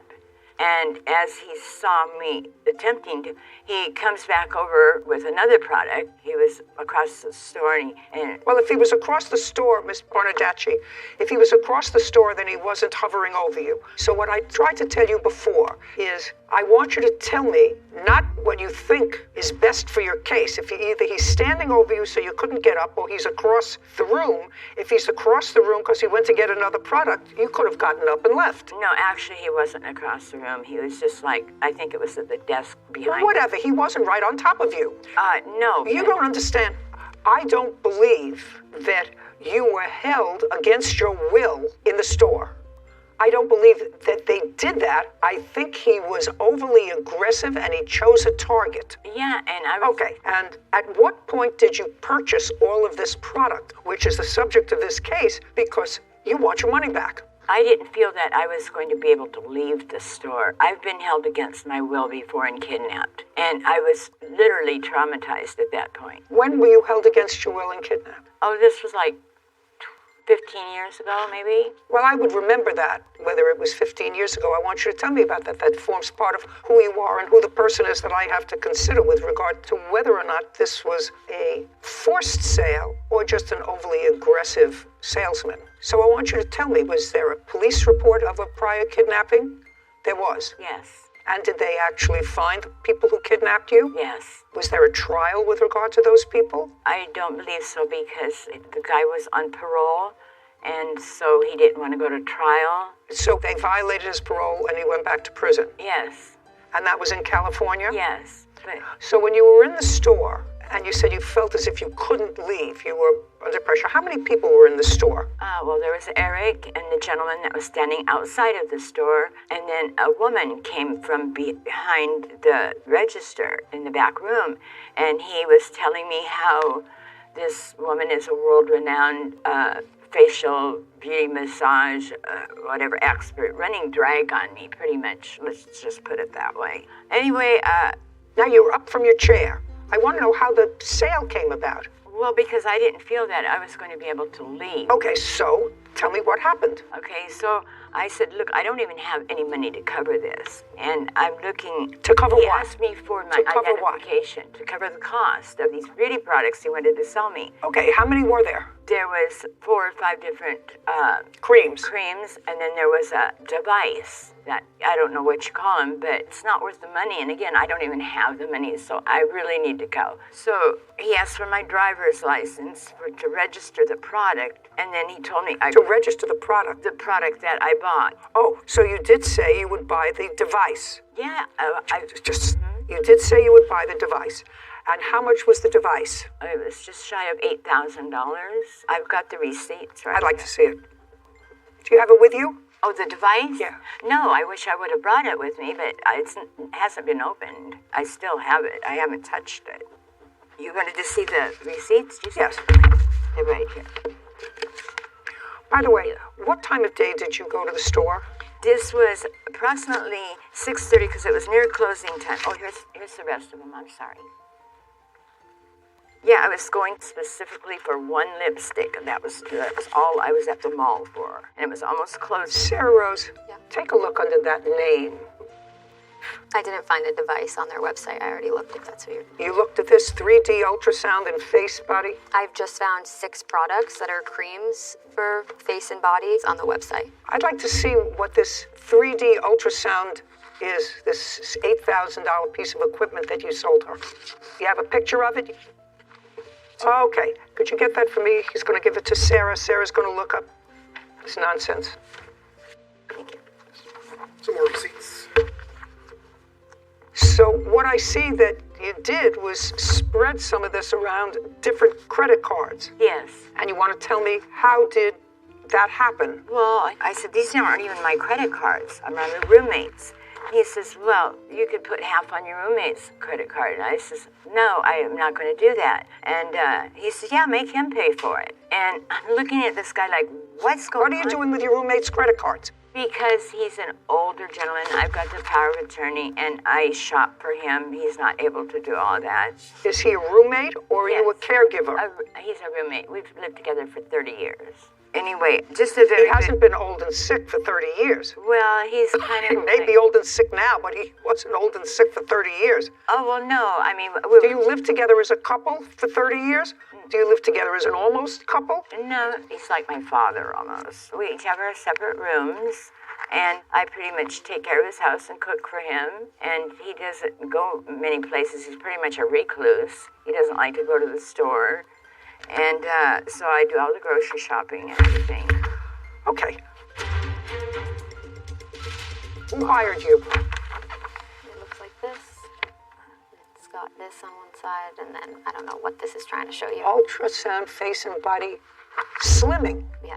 She doesn't look like she needs slimming. She asked for something that would tighten her skin, as she said that in her younger years she had a lot of issues. Mortar college, or is that an online college? Brick and mortar. And what did you study there? Just the basics. What basics? Gen Eds, you know, your associates, your Gen Eds. And it had nothing to do with my sales and skincare, but my sales and skincare, I actually deal with every client fairly, and I pride myself Don't tell me that you deal with every client fairly. She wanted her money back the next day. She didn't want her money back the next day. She didn't even come back the next day. When did she come back? It was like a week or two later. She came back to the store and wanted a refund, and I said, well... No, just a second.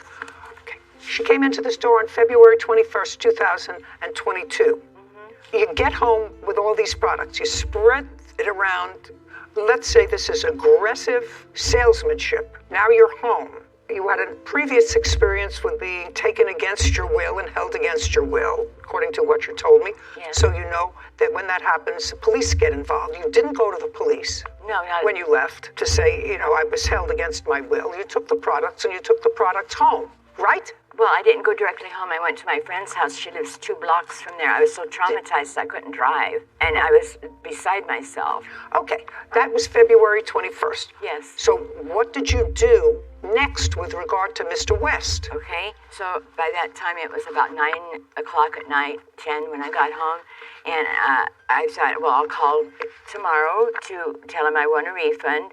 Actually, I called him and told him that, and he says, well, you're supposed to be down here. When did you call him and tell him you wanted a refund? It was the next day when he called me. He called me the next day and says, where are you? And I says, I'm at home. And he says, well, how come you're not here for your free 12 facials that I offered you? And I says, I don't want anything from you. And I didn't ask for anything from him. So he called you to come in for a free facial? Yes. And I said, I don't plan on coming in for any of the facials, much less 12 of them. What I'd like to come in for is a refund on these products that I don't need, and I felt pressured into buying yesterday, and I can't, I don't want them. You say that didn't happen for a week? Your Honor, she had a contract with us for 6 months worth of treatments, hydrofacials, that we included in her purchase that she signed. And I'd like to see what she signed. It's actually on my phone. I didn't print out a copy. Why not? Because I was rushing this morning. Well, you were rushing this morning. You knew you were coming to court for days. What do you mean you didn't print out a contract? Do you have a copy of a contract that you signed? Yes, I do. Fine. I'll take a look at your copy. I also have a police report. You want to see the I'd like to see a police report, and I'd like to see a copy of the contract you signed. Okay, and here's some fictitious businesses that he's got as well. Okay, the contract. Can't hear you. Just hand me the stuff.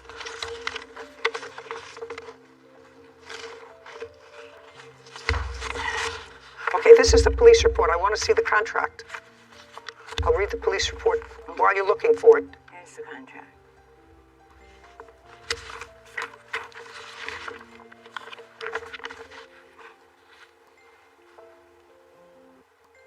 It's Skincare, is that your company? Is that the product you're referring to? Yes. Those are the medical devices that we actually retail in the store, and we demonstrate them on the clients. And then typically clients, when they see a difference, they're like, oh, wow. Listen, you're not selling me, sir. Oh, you know, I understand. This is not a sales pitch to me. What's your commission when you sell an $8,000 light to make your skin nice? What's your commission? 20%. So yours personally is 20%. How much do they buy them for? I'm not sure. What do you think? What do you think? Take a good guess. You've been working for them for 3 years. I don't know, and I think that you'd have to factor in like the rent for the establishment and all of those things. So I don't really know what the profit margin would be. Your Honor, on their website, they state that each individually owned brick and mortar store is not affiliated with them. That they run their own stores. It's sort of a franchise-esque situation. Who owns your store, or is it a franchise? It's a franchise? It's not a question. It sounds like you were asking me a question. Is it a company-owned store, or is it a franchise? There's a company that owns the store. But it's a franchise. Yes, I believe so. I'm not familiar with the legalities of the location and all the business agreements. Who hired you? It wasn't hire. I was in business with him. Okay, well, it's getting more interesting. Okay, so it wasn't a hire. You're in business with a man whose name is what? Don't think about it. If you're in business with somebody, you're a smart boy. I don't know how to pronounce it. You went to a 2-year college. What's the name of your business partner? I don't know how to pronounce the last name. What? I don't know how to pronounce the last name. Spell it. So I don't actually know how to spell it. It was on a car that Sarah has already checked, which is worth between $1,400 and $3,000. Which is worth a quarter of that. Do you understand? Correct, yeah. Yeah, okay. So I want you to forget about $5,000. So if he's responsible for anything for the car, he's responsible for what its value is, which is about $1,400. How long had you been living together when he borrowed the car? About a year. Okay. And was your child born during that time? Yes. What month and year was the child born? August 2018. When was the first time that you asked Mr. Talon for money for this car that had been in an accident? After he was released from jail, he got arrested from a previous warrant at the scene of the accident, directly from the hospital. So when he was released from jail. What was the date of the accident? April 30th, 2019. And how long were you held in jail, sir? I believe June 11th or so, roughly almost 6 weeks. What was the warrant for? Domestic battery. Against whom? Against Eve. Against her? Against Eve. Yes, against her. Well, you were living together. Did you file another complaint after the accident? No, I didn't. There was a warrant from the initial complaint. And what year was that? That was around November of 2018. Well, you remained living together and you had a child together. Why didn't you just withdraw that case? I did withdraw it. I didn't realize that a warrant had been released until it was acted upon. Well, when he was arrested and he was held in jail, he contacted you, correct? Yes. Of course he did, because he said, what's going on? We're living together. We have a child. What's this warrant for domestic battery? It just took time for me to get it dismissed. No. What I'm asking you is, he contacted you. Yes. And when he was released in June of 2019, where did he go to live? He came back. For what period of time? About a month, maybe 2 months at the most. And you lived together as a couple with the baby? Yes. And how old was the baby at the time? He would have been about between 6 and 8 months off the top of my head. And the two of you cared for him? Yes. And during that 2 or 3 month period, there was no discussion that you have in writing about paying back for the car? Not in writing. Not in writing. Yep. Now what happened after the 2 months? He began exhibiting behaviors that were the behaviors of somebody who was using drugs. Again, he was clean for a long period of time, and his attitude changed, his behaviors changed, and I decided that it was time for him to go back to his mother's house. And he did? Correct, yes. It was after a couple of months? Yes. So that would have been in maybe August or September, is that right, sir? Yes, ma'am. Okay, so in August or September. Did he continue to see his son? He did, yeah. I would bring Eden down to his mother's house for them to have visits together. His mother has always been a safe spot for them to visit. And how long did you do that? Up until recently. We're pretty much recently, so you're talking about 19, 20, 21? Yes. Right?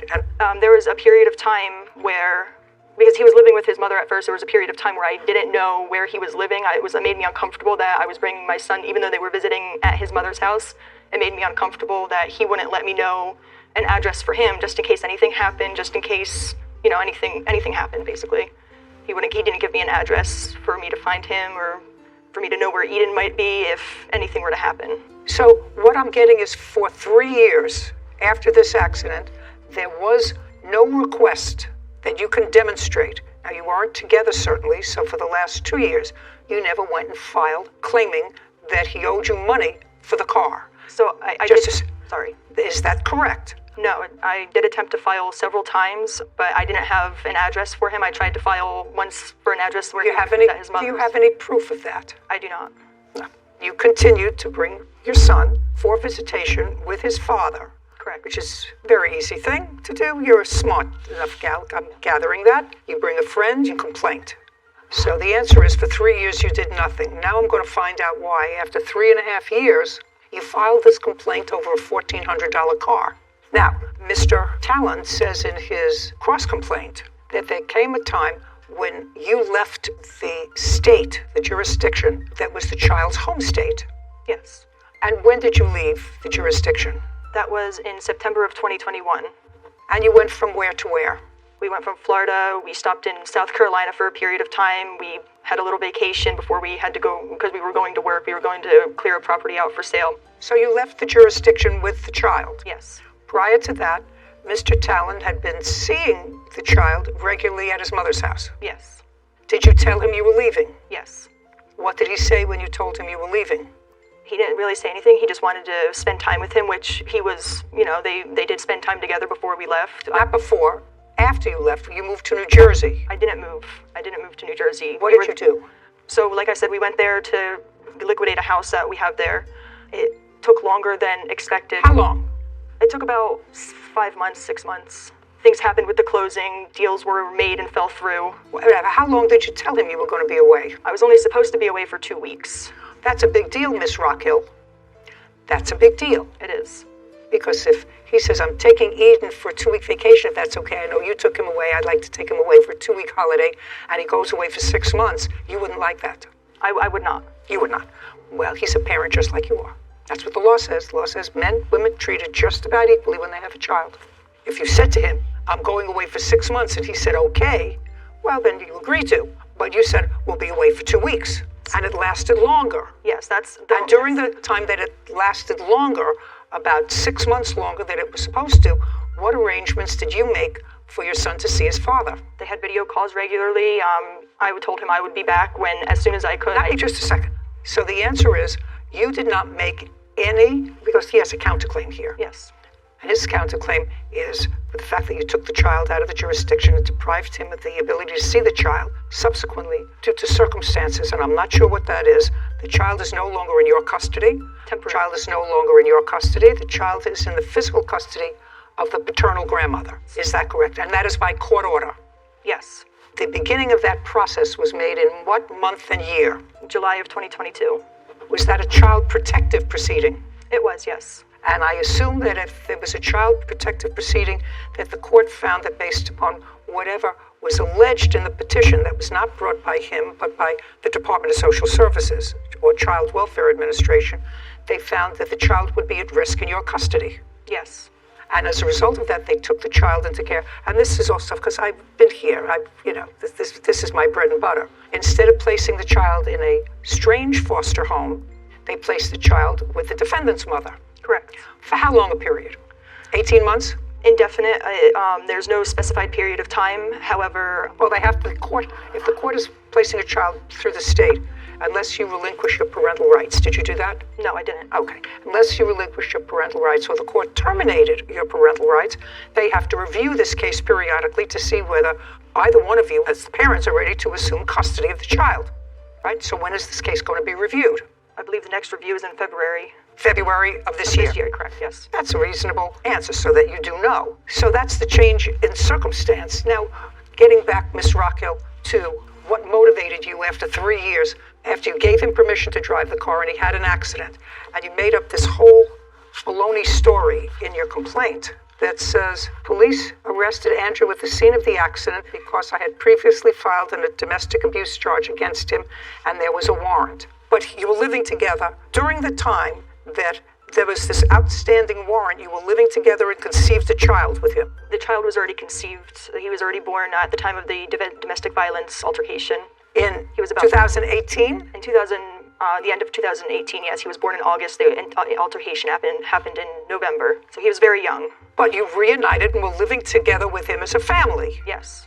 Right.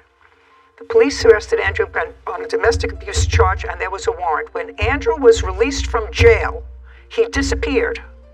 So that's what you say here.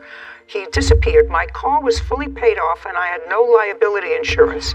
Andrew refused to pay for my total car, and he refused to see our son. He moved and went into hiding. That's what you signed. That's your complaint. I tried to file a small claims case against him several times, but could not find his current address. Well, that's not true. You knew exactly where he was until you moved out of the jurisdiction to New Jersey for 6 months, because he had been regularly seeing his son at his mother's house. But he wasn't living at his mother's house. It doesn't make any difference. That's not what you say here. He may not have been living there. He may not have wanted you to know where he was living. He didn't, and that's well, that's okay. He doesn't have to tell you where he's living.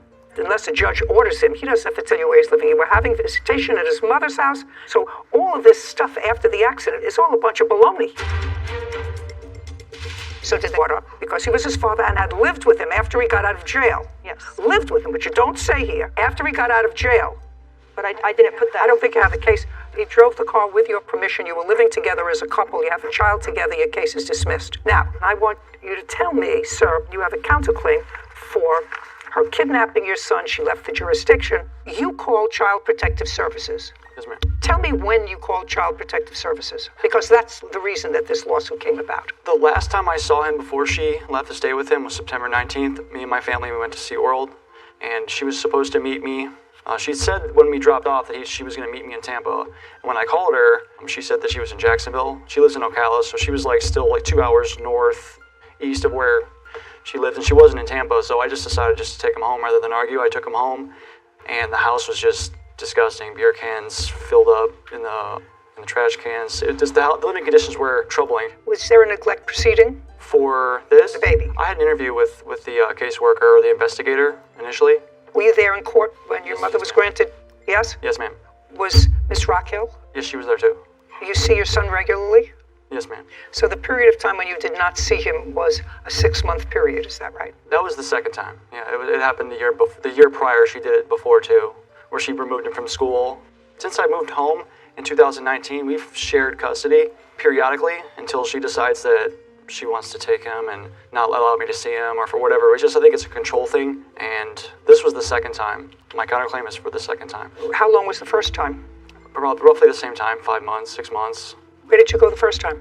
I didn't go anywhere. I actually received a text from his mother, Angel, to come pick up Eden. Andrew was using drugs again, and come pick up Eden would be easiest to do it while he was at school to avoid potentially traumatizing Eden.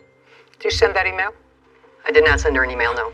Not a text message. I sent her a text message. Okay, just a second. You're his mother. Come.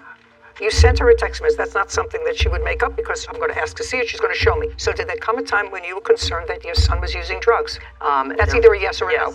Yes. And was it at that time that you suggested she come and pick up Eden? I told her to pick him up from school. I didn't tell her to come pick up Eden and take off for 5 months. I didn't take off. Okay, but you told her to pick him up from school. Yes. He knew where to find me. I was at the same address. I didn't leave anywhere. He's known where we've lived the entire time. He could have come up and seen him. We could have met somewhere. I don't know. You did, in fact, remove him the second time for six months. The second time, yes. I not purposefully to keep him away from Andrew. We had business to attend to, and it ended up taking a lot longer than it Now you see him. should have. Now you see him all the time. Is that right? I live back at home again. Once this happened, because... Just a second. So you live back at home with your mother? Yes, I see him every Since day. when? I've been living back at home for, I think, roughly a month or so. Where are you working? I work for a solar company. For how long? I went to jail for DUI last year. I got out. That's why I'm having to do the case plan, because of my DUI. That was in August 1st is when I started this job. Okay, you working? I am, yes. What kind of work do you do? I'm a dental assistant. Did you have a trial in the family court? Not yet. We're still awaiting adjudication. A full custody? Yes. But the child is with you under the auspices of Child Protective Services? Yes, her trial is the 13th of February. For the neglect case? Yes. Is that correct? You have a lawyer there? Yes, I do. Okay, good. Your case against the respondent for the damage to the car 3 years ago is dismissed. Likewise is your action against her for attorney's fees, the custody. Are you appearing in that custody case? I'm almost complete with my case plan. I will be there for that. Yes, ma'am. Good. So I suggest we not say anything nasty about each other, because there is always that strong probability that you're going to have to co-parent this child. It's never been a problem in the past. Good. Very good. Case is dismissed. Thank you. This court is adjourned. I don't want to be a part of his life. I want him to have a part of his child's life, as I always have and have always done my best to make sure that he has. Honestly, I couldn't tell you. I think she was maybe he was just trying to get back at me, maybe not. Unfortunately, circumstances arose that I wasn't expecting. I feel like sometimes our son was used in a way to hurt me. Things happened with the sale of the house and the closing of the house. Deals were dropped. We were just trying to get rid of it, and it took longer than expected. It's hard to see the fighting and the, just the separation of family. I was just worried. I was in mom mode, and I was worried because I know what he's capable of. I've been exposed to him while he was exhibiting behaviors that would be damaging and traumatizing to Eden. This is my past. It's true. I'm not the same person. But I just want to be the best parent I can be. I hope we can parent our son together.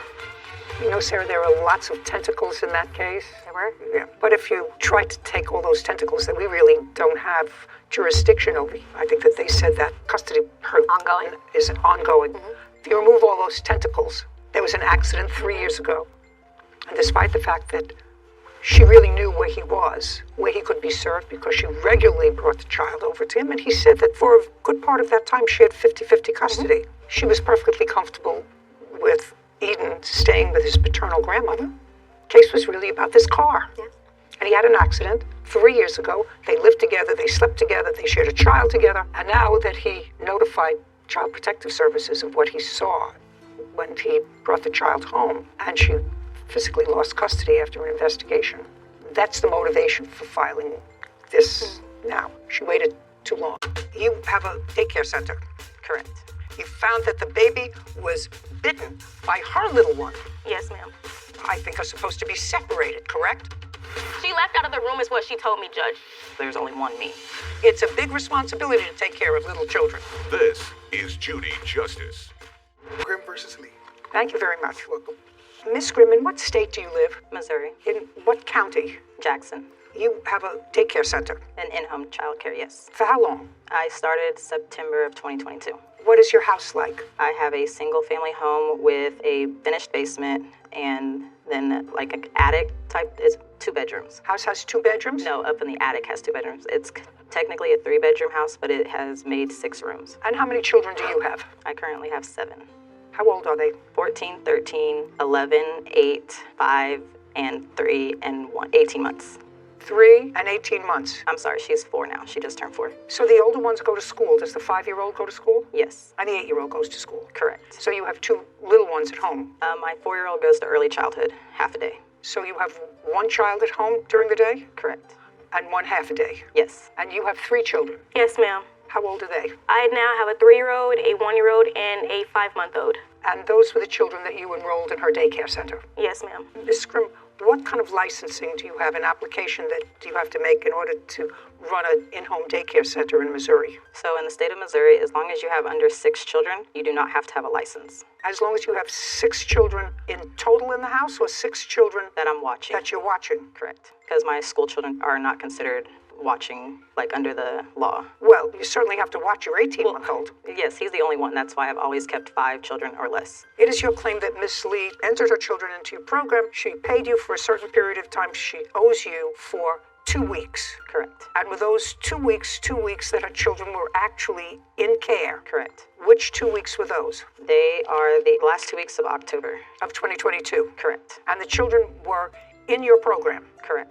Miss Lee, were the children in Miss Grimm's program the last 2 weeks in October? Yes, ma'am, they were. Did you pay her for the last 2 weeks in October? No, ma'am, I did not. How much were you supposed to pay her? For the last 2 weeks was supposed to be $600 because our agreement was $600 every 2 weeks. Okay, so it was supposed to be $600. Yes, ma'am. So now the ball is in your court so far, Miss Grimm. We're not talking about a late fee. We're just talking about these 2 weeks. Correct. First, tell me your reason for removing the children? I removed my children out of her care because my children, every time that I picked them up, it was either they were harmed or injured, or my son, my 3-year-old, would tell me something had happened while I was gone at work in her care. My son had told me on numerous accounts that she hit him herself, and then he also told me that her 15-year-old son, or 14, I'm sorry, had also spanked him. And when I did ask him, well, I asked her actually, I said, who is Trey? Because he said, Mommy, Trey hit me. We were getting in the car. They normally do help me get in the car with my 3 children, seeing I have one who's barely walking.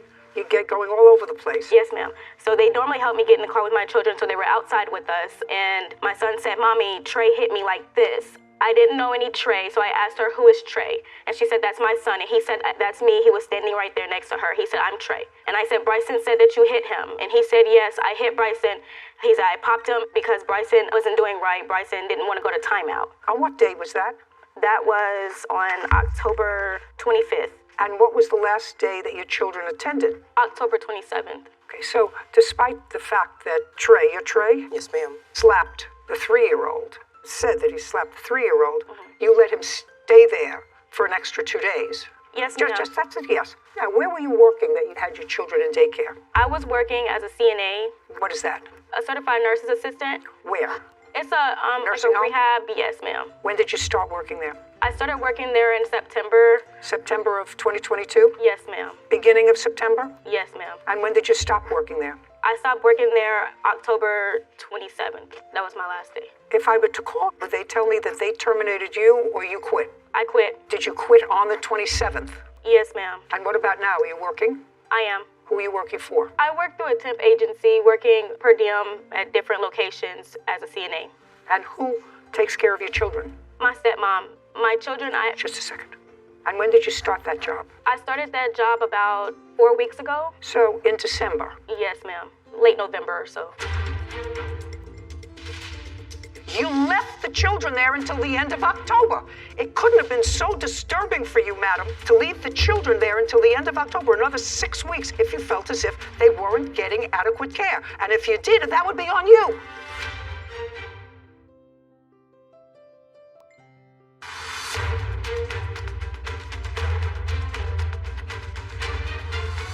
Shanice Grimm claims her client, Dallas Lee, refused to pay for childcare services. Dallas is countersuing for lost wages and emotional distress. So, a relative has been taking care of your children? Yes, ma'am. Not all 3 of them. I had to send my 2 sons because I had to rearrange my daycare situation. I had to send them back to Texas to be with their dad. So 2 of them went back to their father? Yes, ma'am. And who do you live with here? I live with my dad. What does he do? My dad is a nuclear medicine technologist. So your stepmom takes care of one of the children? My 5-month-old daughter, yes, ma'am. Who's in the house? Now you're going to tell me why you didn't pay her for the last 2 weeks. So my children began in her care September 12th. September 13th, she sent me a text message while I was at work, and she said, I want to let you know, Lil Mama was bit today by my 1-year-old on her cheek. She sent me a picture. I have this. Not interested. I mean, it's not that I'm disinterested. It's that don't show me anything from September, madam. You kept your children with her into October and through the end of October. And if anything was so concerning to you that you thought your children would be at risk, I'm certain that you would have discussed it with your father, and your father would have said to you, don't speak. And your father would have said to you, if you have a problem with the children, don't let them stay there. What you did, okay, I can see that you're dying to tell me something. What? Yes, ma'am. My daughter had no other choice but to keep her children in care because I work a full-time job. Let me explain something to you, sir.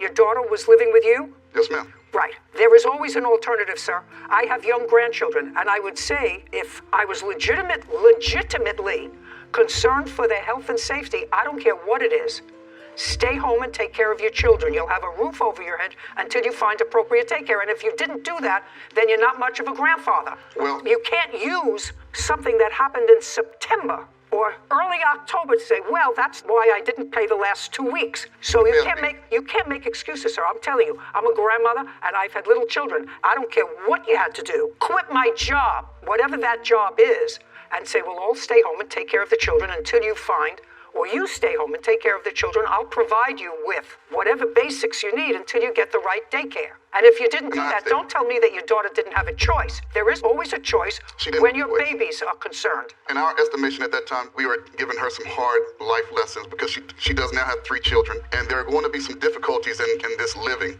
situation. There are going to be some things. So what we're doing, we're giving her some tough love and saying, hey, you cannot give up just because the chips are down or because things happen. You have to try to figure things out. Well, that would be on you. That's not on her. This is not her daughter. It's your daughter. Absolutely. And your grandchildren, sir. Absolutely. And if you want to teach her some real hard lessons and say you got to stay with the daycare, even though you're dissatisfied. We said give her a chance because it was the first day. So. It was the first incident, first day. We said give her a chance. Things happen sometimes. What I don't want to hear is from you, who seem like a very intelligent man, a working man, is my daughter had no choice. Your daughter has a choice. Her choice is to say to you, Dad, please, I have to find the right daycare. I have to stop working at this job. I may need a month. You may not have liked her previous irresponsible behavior, right?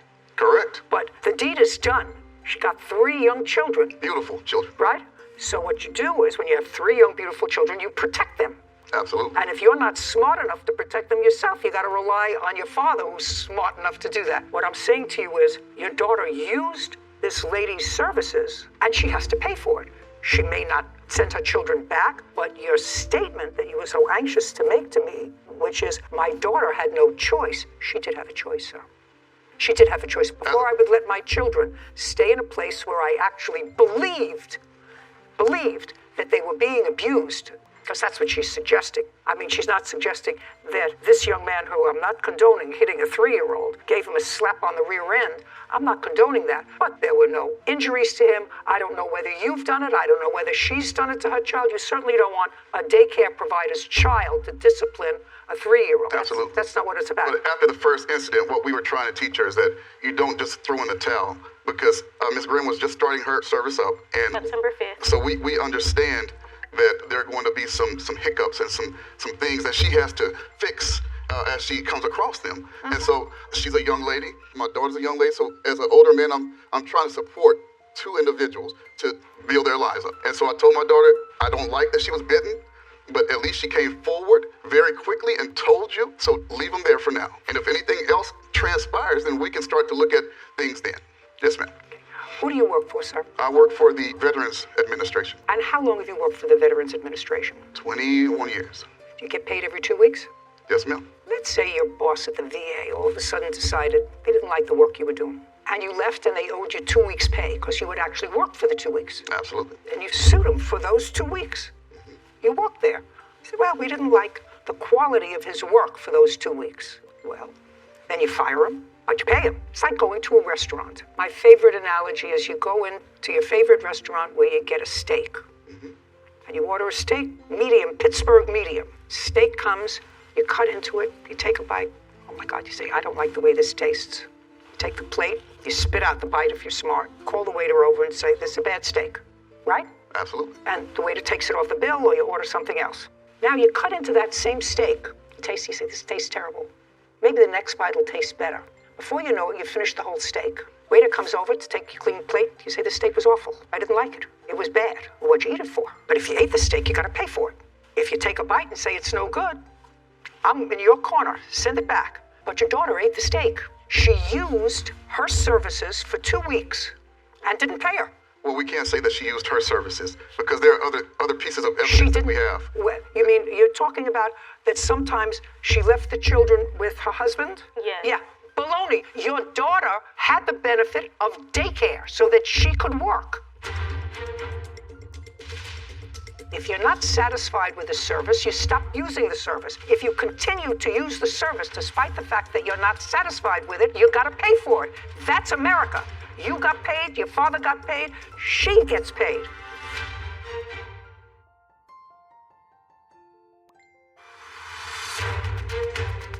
Shanice Grimm has accused her client, Dallas Lee, of refusing to pay for childcare services.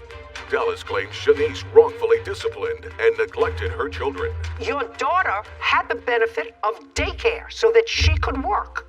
Absolutely. And she had the benefit of daycare from this lady that enabled your daughter to make money. But if we're talking breach of contract, the contract was breached when the husband watched the child. And Now you're not teaching your daughter responsibility.